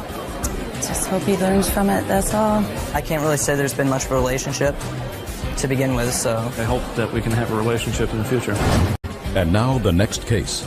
All parties in the matter of Landers versus Lowry. Step forward. Forklift operator Darrell Landers is suing his ex-neighbor, Rochelle Lowry, for an unpaid loan for tires and lost wages. Rochelle is countersuing for assault and harassment. Mr. Landers, it is your claim that you made a loan to the defendant during the time when she was separated from her husband. I assume this is your husband? Yes, ma'am. The loan was for tires for her car. You want that money back.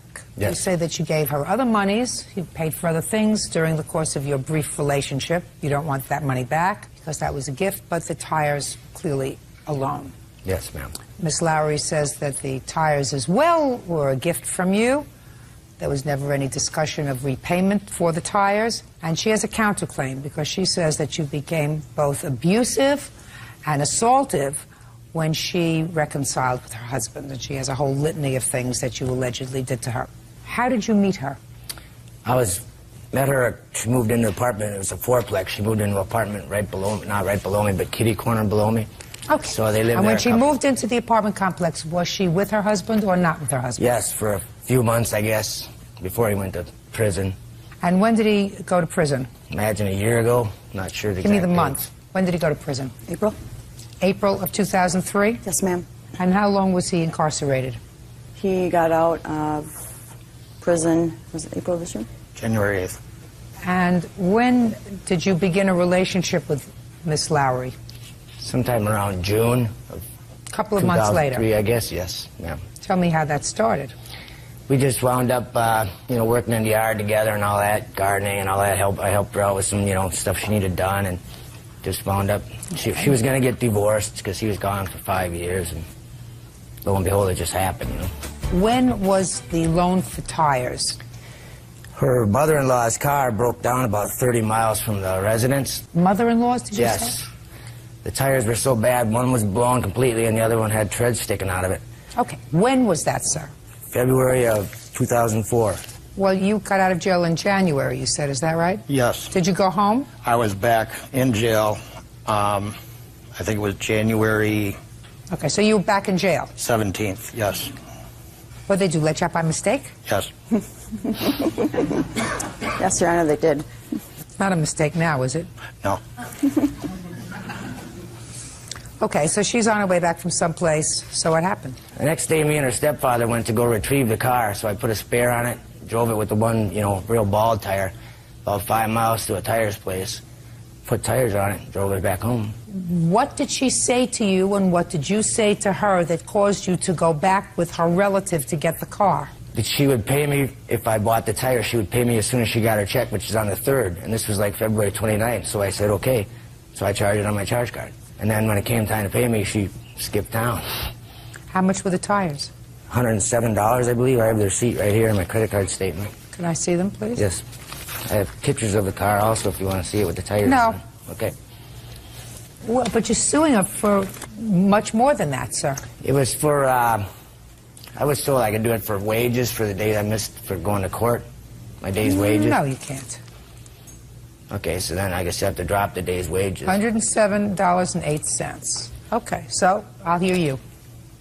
Your Honor, Daryl did buy the tires for my mother-in-law's car. There was never no agreement on paying him back. How did he get to the car in the first place? With my stepfather. And that was in February? Yes, ma'am. Do you remember it was the beginning of February or the end of February?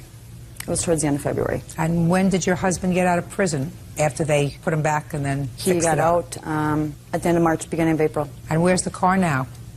It's my mother-in-law's car. It's in the home with her in Wisconsin. You don't drive it? No, ma'am.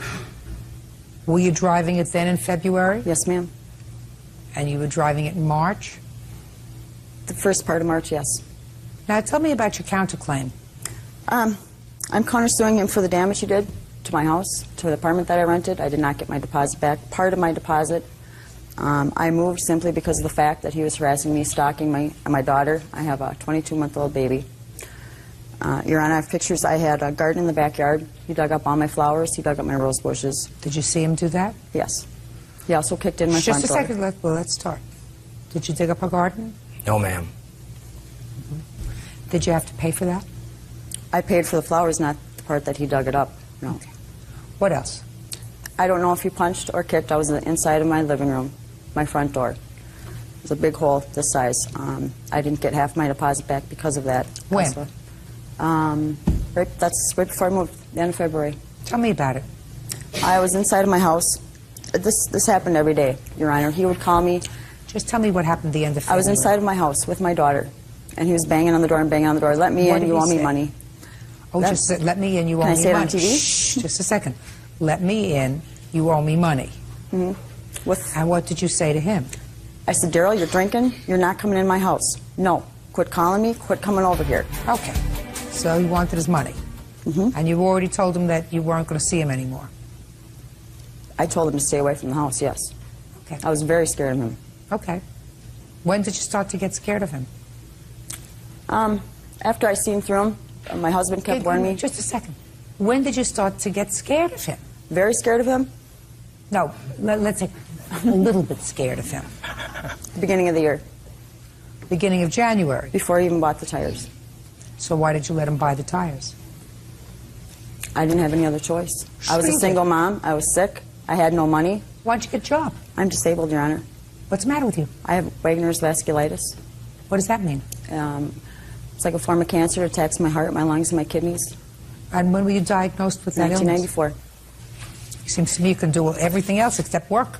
You can have a husband, you can have a house, you can take care of your house, you can take care of a garden, you can drive all over Wisconsin. What you can't do is work. That's peculiar.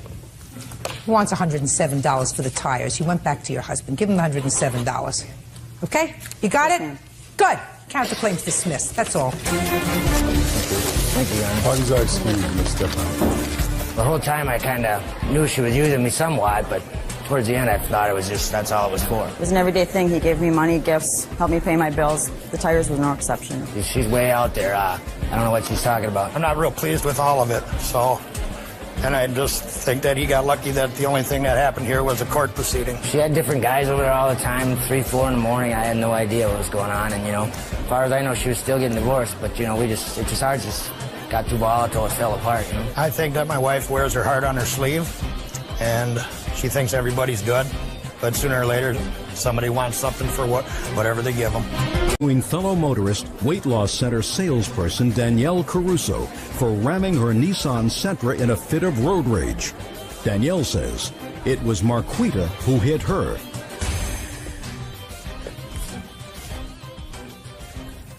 Yeah, this is case number 87 on the calendar in the matter of Wilcox versus Caruso.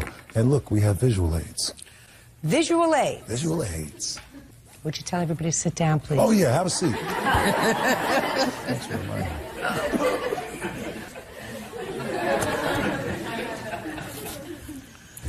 Officer Byrd, we have a case here of 2 young ladies involved in a case of road rage. You don't have anything to do with this case other than you own this car that she was driving. And my father. But you don't know anything about it. No, nothing. So you can sit behind the visual aid over there. Sure. Usually we have guys involved in road rage. They get all those hormones and stuff they have all juiced up. Anyway, Ms. Wilcox, it is your claim that the defendant, in an act of road rage, caused an accident which caused your car to be damaged. Yes. She says that you were the one responsible for this unfortunate incident that happened on the highway, or were it not for your actions, the accident would not have taken place. So first, why don't you tell me when this incident happened and where you were going? On the morning of February 12th, 2004, I was on my way to work. What time? At about 9:20, between 9:20 and 9:30. What time do you do at work? 10 o'clock. What kind of work do you do? I'm a paralegal. What kind of car were you driving? A Nissan Sentra. What year? 2002. And you have a current valid driver's license and did at the time of the incident? Yes, ma'am. Okay, tell me what happened. On the morning of February 12th, I was on my way to work. I was traveling southbound on Nob Hill Road, which Nob Hill Road, if you enter the left lane, it turns onto the expressway, which is State Road 84. We consider it to be I-595. Which is your car? I'm number 2. Mrs. Knight was number 1. As we entered on the expressway, I proceeded over into the center lane. As this lane ends, if you stay in this lane, you'll end up getting back off the expressway. Ms. Knight was upset that as we went to get on the expressway, I entered in front of her to get on the expressway.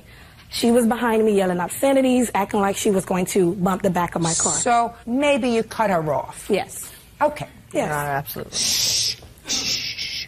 Maybe you cut her off? Yes. And she was angry? Yes. Go ahead. We entered on the expressway. I proceeded into the center lane.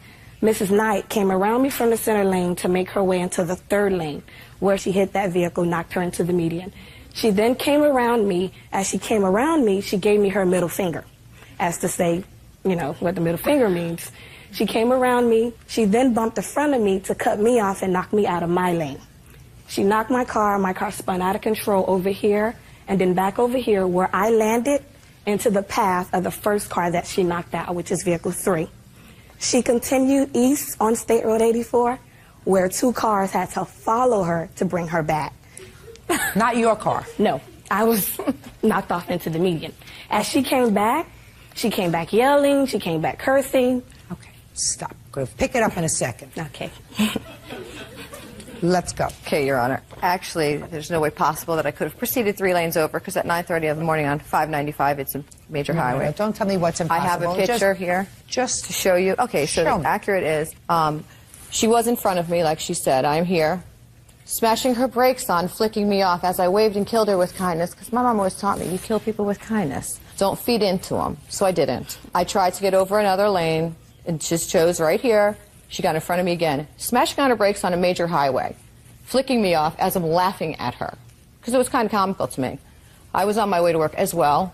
I did get over into the third lane because we still had the on-ramp lane. And as I did, I passed her. And when I passed her, I looked right at her and said, yeah, baby, you ain't in front of me anymore. I enjoyed that because, you know what, she can't smash her brakes in front of me anymore. So I'm not going to rear-end someone and be at fault. So I proceeded to pass her. As I proceeded to pass her, she sped up and tried to cut in front of me. She couldn't, because my car had a little more power. I had a Ford Taurus, and it did pass her. As I passed her, she tried to push me into this lane. I couldn't go because there was a BMW truck. I did not hit that BMW truck. It is not in the accident report. That BMW truck had to go into the side of the highway here to avoid me hitting her, because it was a near miss, like it says right here. At that point, I decided to stay in this lane. That's when she continued to come in this lane, swiped the back end of my car here, which, due to her, driving ability, spun her out into a NASCAR scene, which spun her out uncontrollable until she sideswiped the front end of the BMW truck, which ended them both up, her in the middle median grass area. I had no choice, because there was so much traffic still by us, to exit off, stop and call 911, which I did, and it's in the 911 report. At that point, by the time you exit, go through a shopping center, and get back on the highway, it takes a couple minutes. I then got back on the highway this way, met at the accident in the median, and her hands were going all up in the air, how I was wrong. Like I said, my mom told me to kill him with kindness. May I see the police report, please? I have the police report right here. I'd like to see it. And, Your Honor, she did hit the first car. Just a second.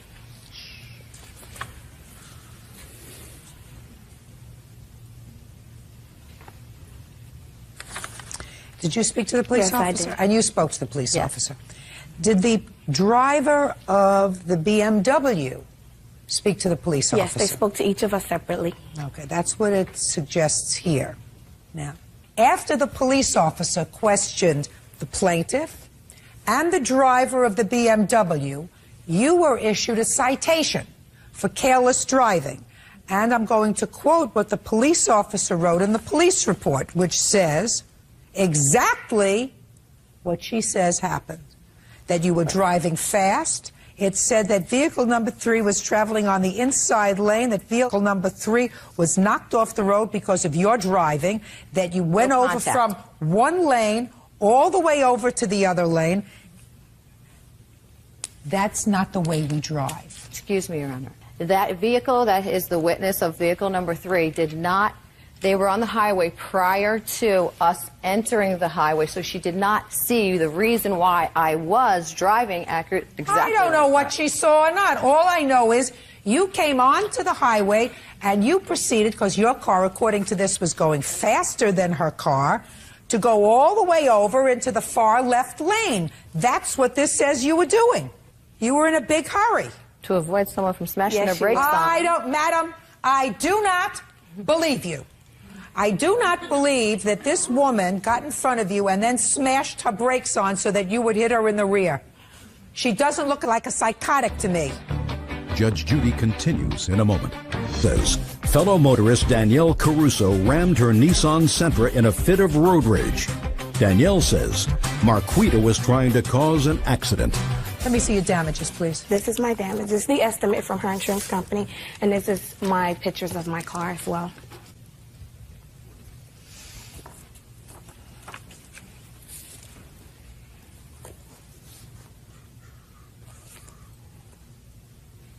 It's clear that she hit your car. Yes, ma'am. 2 witnesses had to bring her back, and they both came back to the scene to let the police know that they wanted to make sure that she was coming back. Okay, the objective things that I have are a police report, which is totally consistent with the plaintiff's story. I have pictures which clearly indicate to me that something hit her car, not that her car hit something else, which is totally consistent with this version of events. And I have a story that suggests to me that you were traveling too fast, that you wanted to get over into the fast lane. And not only did you almost cause an accident with another car, because you were going fast enough, and according to you, that road is very heavily traveled. Yeah. Absolutely. And you could not possibly have gone from the far right lane to the far left lane. Especially But you on high did. speed. But you did, because you cut off the BMW. The BMW collided All with her right, car. all right. You lost your temper. You acted like a fool, and you shouldn't have. I waved at her and smiled. You acted like a fool. Did you have insurance? Yes, ma'am. Okay, what was your deductible? It's $500. Okay, so you're really looking for the $500 deductible. Well, no, because in the state of Florida, we're not required to carry comp and collision. At the time, I did not carry comp and collision. You did not? No, ma'am. Why didn't you carry collision? At the time, it wasn't on my policy. I had a policy under my mother, and at the time, it just wasn't. We did not know. Is the car fully paid for? No, ma'am. Well, if it's not fully paid for, you have to carry collision. Yes, you do. In the state of Florida, it is required. Just a second. We understand each other? Yes, ma'am. If you don't have a car that's fully paid for, you are required to carry collision insurance. So you're going to send to me a copy of your insurance policy that was in existence on the car at the time of this accident in February. Now, did you have your car fixed? No, ma'am. Why not? I just haven't had it to pay for it yet. I'm still paying the car note. I just haven't had it to pay the damages. Okay. This is what we're going to do, Ms. Wilcox. I believe that the defendant is responsible for your damage to your car. And either your out-of-pocket expenses are $500, Yes, ma'am. or they are $4,300. And I'm going to defer that judgment until you furnish me with the insurance policy that was in effect in February of 2004 when this accident happened. Do you understand? Yes, ma'am. All right, judgment for the plaintiff. That's all. You may step out. I did not hit her car. That's why my car had no damage. She had a white car. My car is blue. I had white paint on my car. So how would she not have damage? Miss Wilcox's hands were all up in the air, freaking out, yelling in road rage. Mrs. Knight was totally upset that I got in front of her. I just laughed and killed her with kindness. She gave me the finger. She came back yelling. I'm glad it's over with and done and taken care of. Oh, God, it's just a lesson learned. I know there are crazy people out on the world that don't need to be driving, and I'm happy that justice was served today. And now the next case. All parties in the matter of DeLong versus Bryant. Step forward, please. Retail auditor Darlene Dottie DeLong is suing her ex-boyfriend, painting contractor John Bryant, for his share of the trip to North Carolina. John says he was out of work, so Dottie picked up the tab.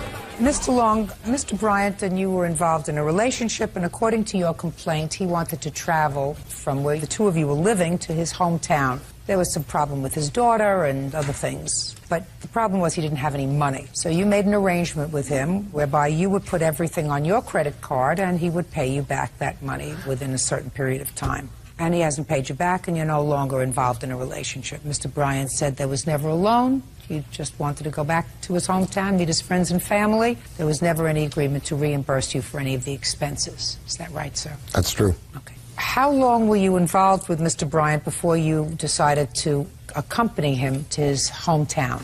Approximately a couple months. Couple of months? Couple of months. You were not living together, you were just seeing him? He stayed at the house and I stayed at his house. And where were you living at the time? In Indian River. Indian River is where? Michigan.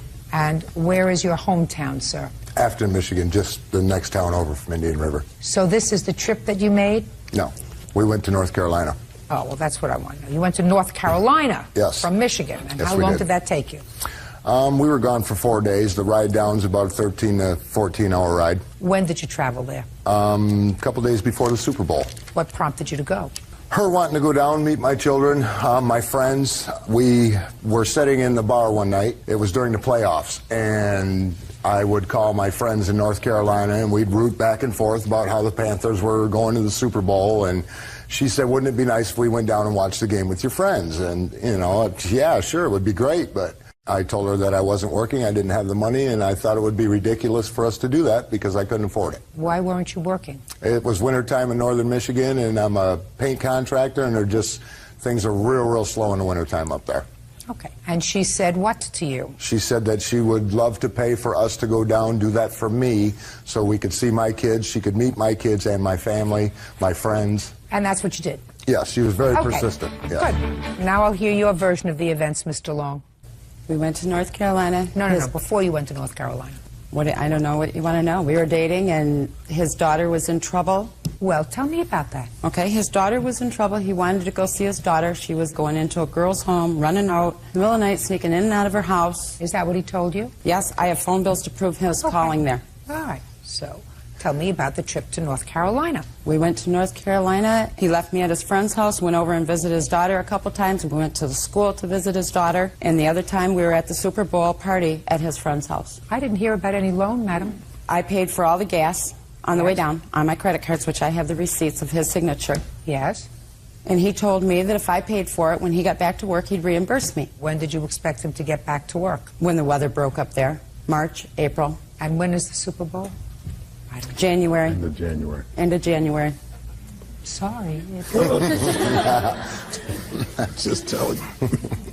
I loaned him money, a $50 loan at one point. Not sure if you want me to tell you about that loan. No, don't It was ask him. drugs, so he could buy a bag of pot. Yes. He did reimburse me for that. When did he reimburse? He did reimburse me for that. Are you saying I'm lying? Are you saying I'm lying? Ma'am. Yes. Talk to the judge. Thank you. Okay, so what you're telling me, Mr. Long, is when he borrowed money from you for marijuana, he paid you back. Yes, he did. So when he considers it a loan, he pays you back. Is that what you're telling me? He gave me that back because I pursued it. He went to work a couple of times and got paid. And I said, can I get some money from you for what you owe me? Because I have none. And he says, this is what I got that I can afford. I know I owe you more, but I can't give it to you right now. When and I is have that? witnesses to that. Oh, I'll hear you witness. Step up. Tell me your name. Brenda Santor. And how are you related to these people? Darlene is my cousin. Okay. Tell me about where you were when you overheard Mr. Bryant acknowledging a debt to plaintiff. I was in her living room. He just gotten out of the shower. He was sitting in the chair, and he handed Darlene a $100 bill, said that this is part of the money that I owe you, that he was going to make good on the money for the trip. I don't believe what you just said. Just a minute. I don't believe what you just said. Well, you're making that up as you're going. No. I believe that you may have seen him hand him 100. Listen to me, Brenda. Ma'am? I believe you when you said that you saw him hand her a $100 bill. That might make sense, that he got out of a shower and he handed her a $100 bill. I don't believe you when you said that you heard him say, I know that I owe you money for the trip and I'm going to give it back. Because somebody who just gets out of a shower and is sitting around in a towel doesn't talk about, here's $100 and I know I owe you more money for the trip and I'm going to pay you back. That's what you want me to believe you heard? No, ma'am. When he was sitting in the chair in the living room, we were standing right there in the doorway. And when he handed Darlene the money, he said that he would make good on the money he owes her. Oh, just a second. Just a second. Well, the just money a second. that he owes her was for the trip. So. Sit down. Okay. Anything else you want to tell me? I have phone bills here that show that his daughter was in trouble, that he had made from my house. So? Why would I want to go to see his daughter in trouble? No, I don't think you wanted to go and see his daughter who was in trouble. I think that you wanted to solidify your relationship and you wanted to go meet his friends. You knew he had no money, so you paid for the trip. Whatever the trip was. Gas money, motel money. It was a social endeavor. You paid for it. You anticipated a long-term relationship. You didn't have one. Stop complaining. Write it off. It was a bad debt. Your Honor? What? I'm the one that asked Jack to leave. That may be, and you may have had good reason for that, madam, because if a man doesn't have any money and he wants to spend whatever money he doesn't have in buying drugs, that should have been your first clue that this was not a good idea. Do you understand? Yeah. Very good. I wouldn't have traveled with him from here to over where that light switch is. But you chose to do that, pay for it. It was a foolish thing to do. Don't do it again. Goodbye. Please excuse me. Step out. I think Judge Judy's wonderful. I'm nothing to say. He lies. She sees right through Darlene's bull. Being used. Felt used. This woman has been married 5 times. He's lying. He borrowed the money from her, and he should have been, told to pay it back. Absolutely ridiculous, and I thank goodness that Judge Judy's seen through it. I'm more fortunate than that. I don't have misfit children. I am not a misfit child. I chose to help him because I thought maybe it could make a difference. Every dime that I borrowed from this woman was paid to her. Anything that she spent money on is because she wanted to. When I borrowed money, I paid the money. Lies. It's ridiculous. The whole thing is ridiculous. What goes around comes around. She's a liar. Truck driver Glenn Ingram is suing his cousin, homemaker Renee Barber, and her husband Larry. Glenn claims the Barber's daughter, 9-year-old Hannah, ran into his car with her go-kart. The Barbers are countersuing for Hannah's medical bills. All rise. Yes, case number 130 on the calendar, the matter of Ingram versus Barber. Parties have been sworn in. You may be seated. Have a seat. Mr. Ingram, the defendants are cousins of yours, and this is their little girl, and according to your complaint, their little girl was driving a go-kart, and her go-kart hit your car. You want them to pay the damages to your car. Mr. and Mrs. Barber say that you were not driving carefully, that there was a collision between your car and their daughter's go-kart, and they are counterclaiming for not only her medical bills because she was injured, but for damages to the go-kart. Yes. Is the go-kart red or green? There was 2 go-karts. The stepfather's Larry and the yellow one, and Hannah was the green. The Hannah was in the green. The green is the one that you say you collided with. Yes, ma'am. Okay. When did this happen, Mr. Ingram? Happened on Friday, March the 19th. Now, is this an area where you live? No, ma'am. I live in Kansas City, Missouri. I was on my way down to pick up my stepdaughter. And show me where you were going and how fast you were going, sir. Okay, this is a gravel road. I was going westbound on Eisenhower Road. As I was approaching Iowa Road right here, I seen a go-kart turn the corner, which was Larry. That was Larry. That was you, sir. Yes. And a okay, go-kart. and that's correct. What he's showing me is correct. Yes. And as I got to the intersection, this go-kart right here, which was driving too fast, was sliding through here. So I started heading for the complete edge of the road, which right here is about a 3 to 4 foot drop-off on that side right there.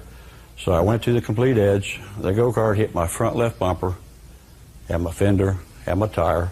So when you collided with Hannah, tell me what happened to Hannah. It spun her around, and she stopped immediately. Did she remain on her go-kart, or was Yes, she ma'am. thrown? She remained on the go-kart because she was stunned in a maze, scared. She didn't know what to do. So what did you do?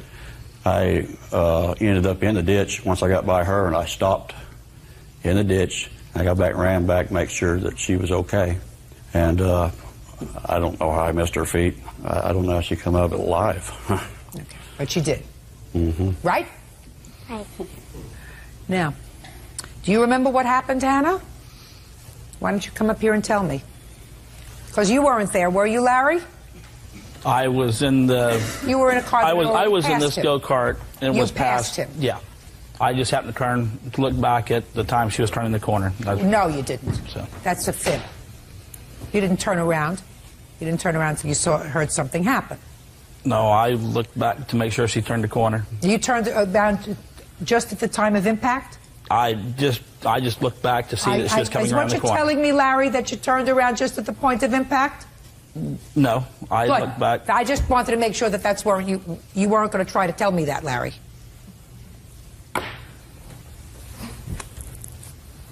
You like your go-kart?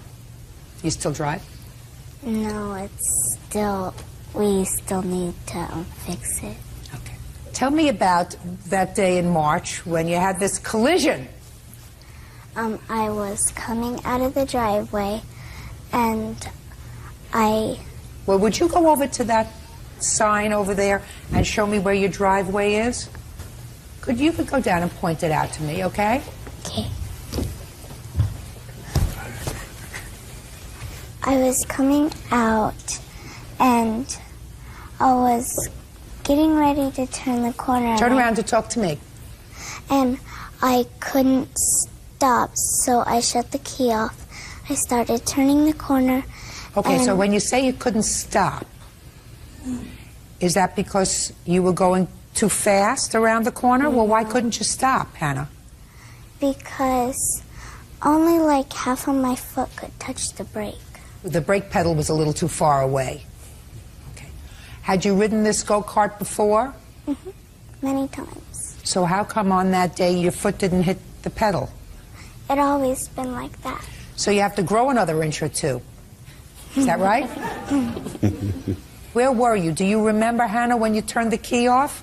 Yeah, Show me where you were. I was kind of like right here, and I turned it off, and then I turned the corner towards the ditch, and then he just hit me. Okay. Go and have a seat over there, Hannah. Your Honor, after the accident, the go-kart was still running. Well, Hannah was very clear to me. She was driving a go-kart that was a little too big for her. She couldn't reach the brake. She turned it off before the collision. She probably lost control of it because she was trying to make a turn. And there was an accident. That takes care of your counterclaim. You understand that? Yes. Because Hannah was being very honest with me. You shouldn't not let this child drive a machine that she can't operate safely. Do you understand that? Yes. Larry? Because she's very lucky she wasn't killed. Right? Right. Can I see your estimates, please? There's the police report right there, and 2 estimates. Mr. Ingram, how fast were you going, sir? Approximately 30 miles an hour. You have insurance on these go-karts, Mr. Barber? No, we don't. Anything else you want to tell me? Your Honor, there's no reason why Mr. Ingram wasn't able to see that go-kart, even like he says it on, for instance, on this right here. He saw it. I mean, before the accident even happened, this go-kart is like 5 feet tall with 2 big lights on the top. I mean, Mr. Ingram had plenty of time to stop the go-kart, or to stop his vehicle for the corner. Well, what you wrote there, sir, is incorrect. What you're suggesting in your diagram is that Mr. Ingram was in the wrong lane and your daughter was in the right lane, and she was making an appropriate turn into an appropriate lane, and that Mr. Ingram was traveling incorrectly, going down the wrong way on the street, which is what you say in your answer. But that's not true, Mr. Barber. That's not even true according to Hannah. According to Hannah, she lost control of this go-kart because she couldn't stop it. Your Honor, even if she tried to stop the go-kart, once you shut the key off, that go-kart will stop within 4 to 5 feet. 4 to 5 feet is a lot of feet, sir, and you can't tell me that. She lost control.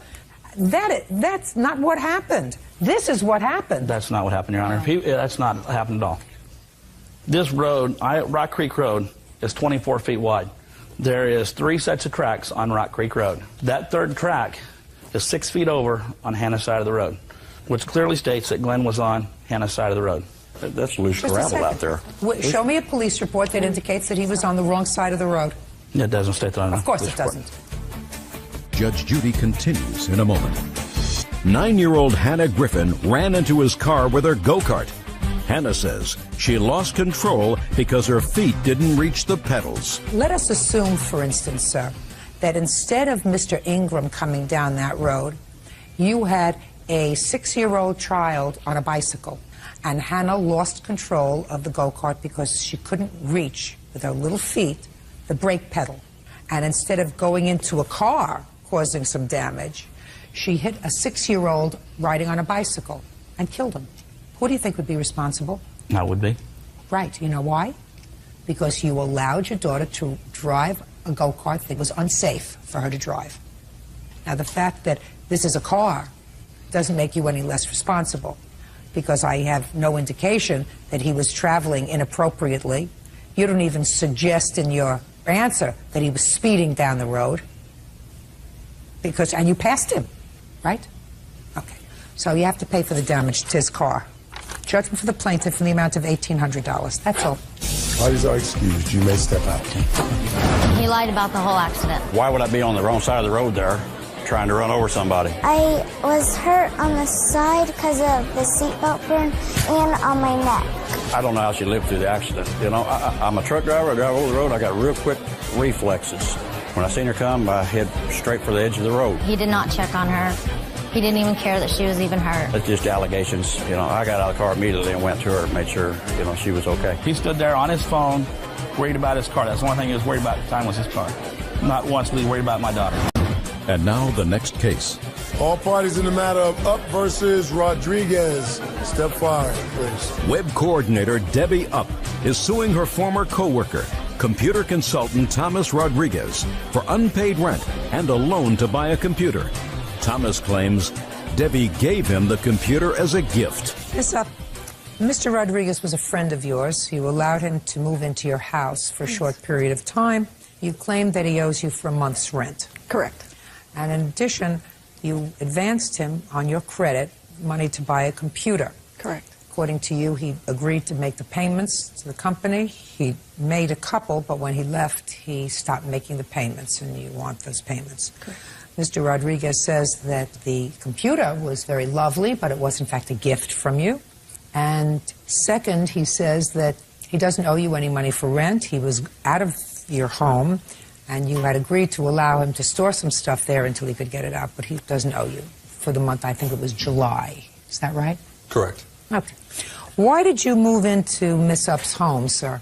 Well, at the time, I didn't have a place to stay, so I... Why didn't you have a place to stay? Well, I had an argument with the girlfriend, and I didn't have a place to stay, and she offered me a place to live at. How did you know her?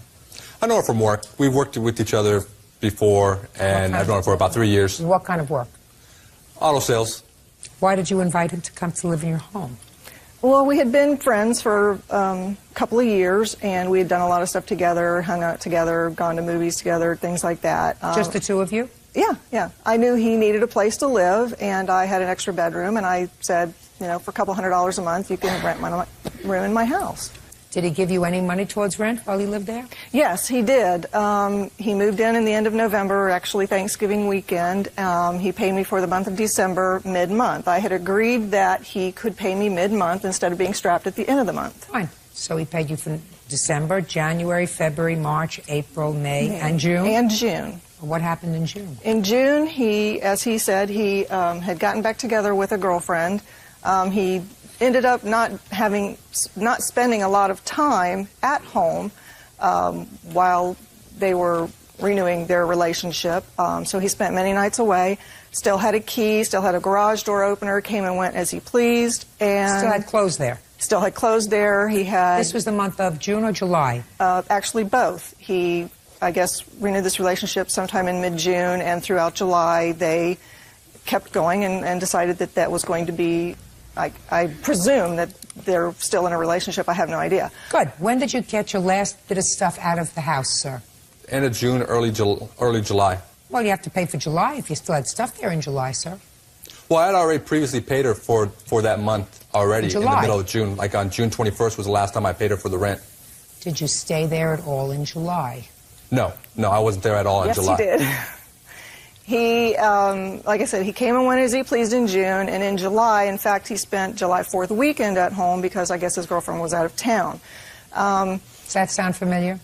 No, actually, July, I wasn't there at all. July 4th weekend she's talking about, yeah, sir. July, I was there to pick up my personal items. Okay. All right, let's get to the computer, which is really what we're talking about, because the rent is $200. Let's get to the computer. When did he buy the computer? In May, I had agreed that he could use my credit with the conditions that he would make the monthly payments, but he had also said that he would try to pay it off as soon as possible because he doesn't like to have debt.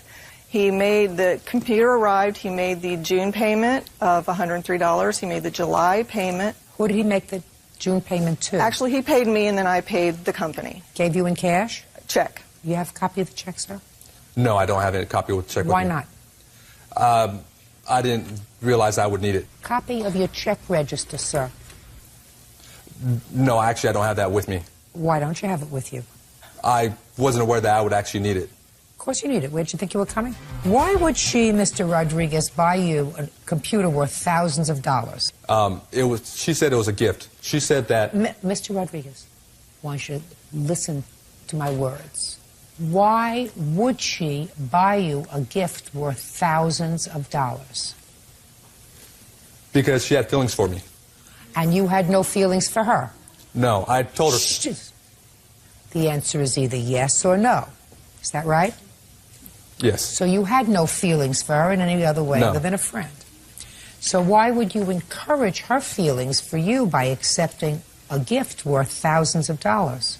I figured, I thought about it, and I figured I wouldn't look good, a gift horse in the mouth, and I figured, I would take it.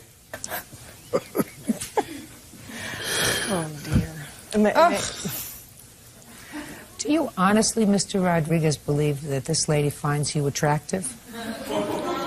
Actually, what happened was, like about a month in June, she actually told me... She's an intelligent, appears to be at least an intelligent, working woman. Why would she spend thousands of dollars on you when you can't even afford to a decent place to live?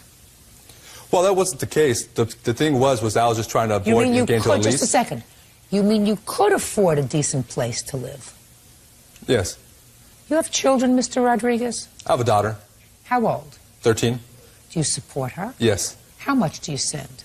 $285.23 every 2 weeks, so about $600. Do they take that money out of your pay, sir? Yes, I have taken out my check each month. No, they take it out of your pay. Because there was probably a time when you weren't paying regular child support, so they decided to take it out of your pay, correct? Well, I would make payments arrangements with their mom. Listen to what I'm saying, Mr. Rodriguez. I'm 10 steps ahead of you, sir. You weren't making regular child support payments, so they decided to do it by income deduction order and taking it out of your pay. Does that sound right? Well, no, I've always paid her mom, for whatever she needed. You mean diapers for your teenage daughter and things like that? Diapers, Pampers, formula, that kind of thing. Clothes, whatever she needed. Even, purchased her mom a car when she didn't have no transportation. Let me see the bill for the computer.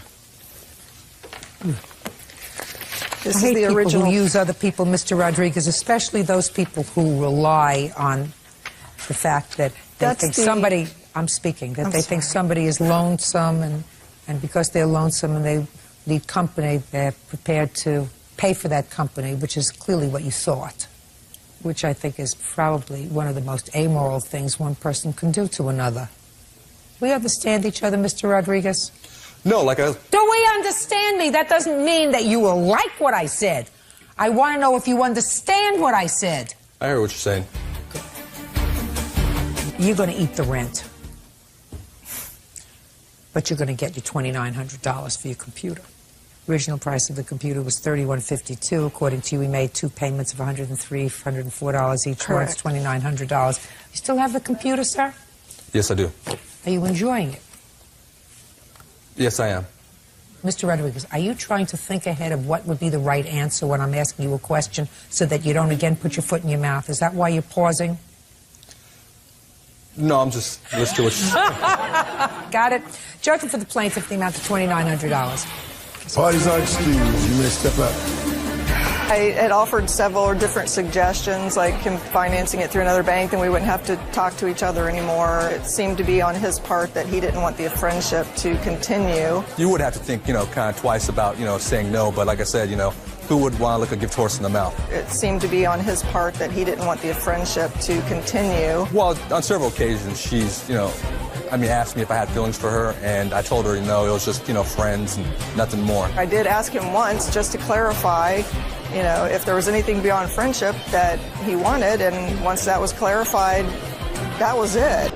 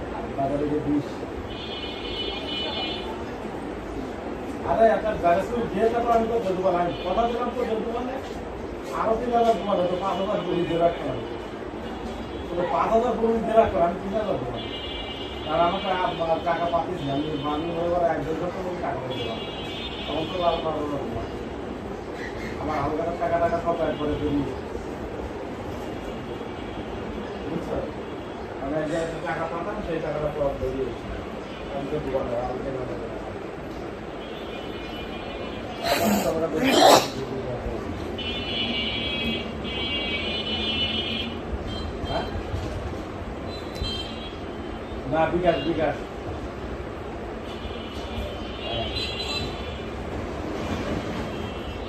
এনাবার ডিজাইনটা করা আমি দুবার বুঝছো